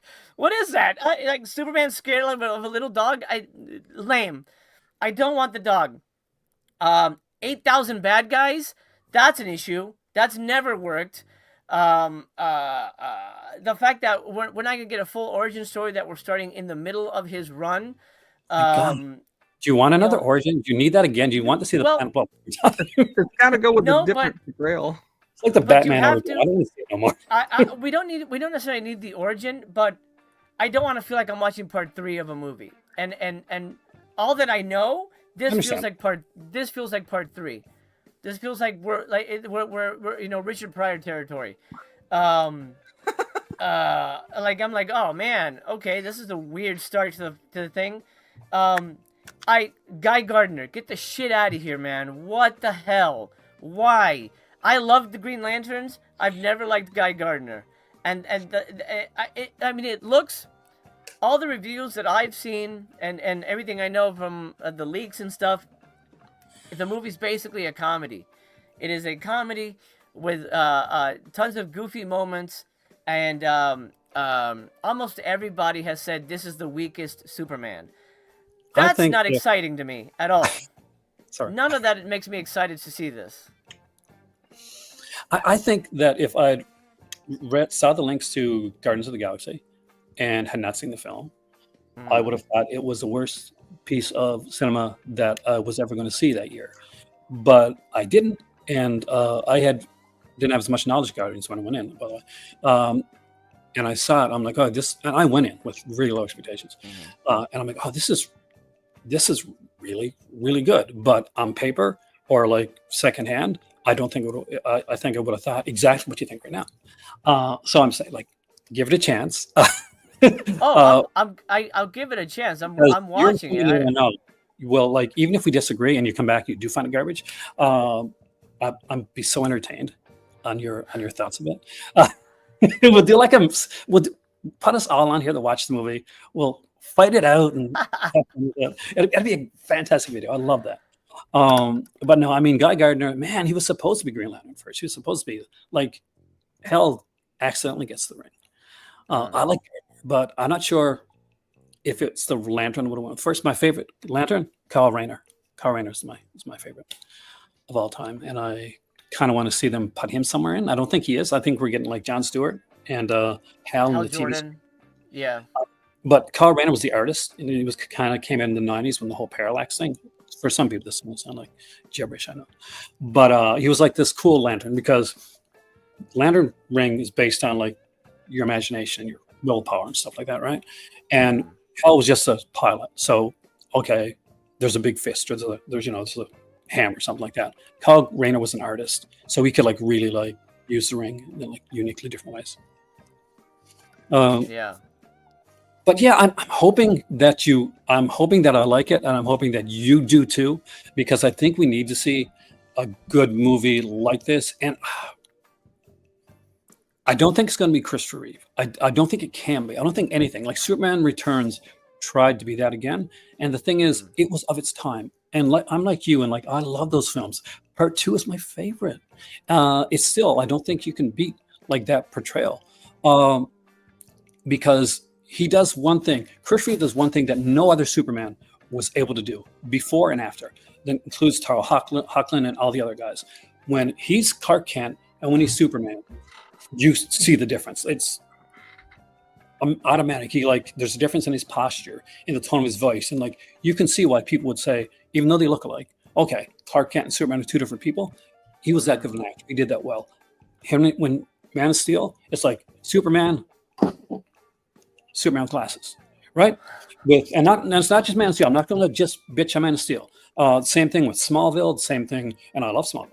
The same thing with Superman, Lois. Same thing with all of them. Superman and Clark, with Lois and Clark, the new adventures of Superman. Again, it always seems like it's one guy playing the same character, and there's very little differences. I think Chris Reeve's the only person that's got it right, in that his mannerisms, his size, his like everything changes. And there's a brilliant sequence, and I think it's 1 or 2. You'll know this, Jose, where he's waiting for like Lois to come out, like she's changing, and he's kind of going to tell her. He's getting ready to kind of tell her, and he takes off his glasses and he gets up straight and he starts to speak in kind of that Superman type voice, and she says something that makes him change his mind. And and all of a sudden you see him kind of like slump down upon the glasses, and it just automatically changes. And like, as someone that loves acting, that is a master freaking class of acting in that one scene. And it is, and I will always miss Christopher Reeve for the incredible stuff that he did. It is such a waste. What a guy. No matter what this movie, good or bad, if this movie, if people like it or hate it, or hate Henry Cavill, like Snyder or Gunn, whatever, Reeve is always Superman. Yeah. And not only did he do the job best in playing Superman, in his frigging real life, he was Superman. Yep. And I don't think anybody else can do that. That's there'll be movies, but yeah. Absolutely, well said. Well said. And Christopher Reeves, please rest in peace. We'll leave it there. I think we went off track there, Yeah. but I was curious. On everybody's opinion. Last comment about this. Alex says the trailer smashed records. It's gonna be huge. Well, Alex, the difference is the trailer is free. The movie costs money, and what I've been hearing through the grapevine is that pre-sales have not been good. So I don't know. We'll find out next week. But I have a feeling it's gonna massively underperform. I hope I walk out going, you know what? It won me over. Guy Gardner's great. I'm gonna get the same haircut. But I don't. Nobody's gonna say that. Yeah. I don't think that's gonna happen. I think the haircut's gonna Yeah. All right. So that'll do. For today, we are at the end. We got Fire Maidens from outer space or of outer space. Tomorrow we're getting a VSA. I don't know what it's been hinted at. Blake, do you know if anything's been hinted at for that? No leaks that I know of. Okay. Well, then it'll be a surprise. I'll be on here. I don't know if you guys are free to join. I won't be here tomorrow. Blake, I'll be available. Send me the I link. might be. If you still want me after that rant, then we'll okay. Oh, of course. All right, then I'll send Aaron and Mondo the link, and Blake will be sleeping off the 4th of July. If you send the link, I might be able to jump on my phone. But Okay. Daikatana says 22 hours until another failure. Oh boy. God, I hope not. Aaron, thank you for joining, man. Mondo, you as well. I hope your teeth recover. For better or worse. And Gotta wait till the 15th, man. Gotta wait. Oh, the 15th. That Oh, sucks. that's gonna be horrible. All right. And as for the rest of you, enjoy the rest of your 4th of July. Remember, if you're eating chicken, avoid the beaks. Yeah. Y'all ready for this?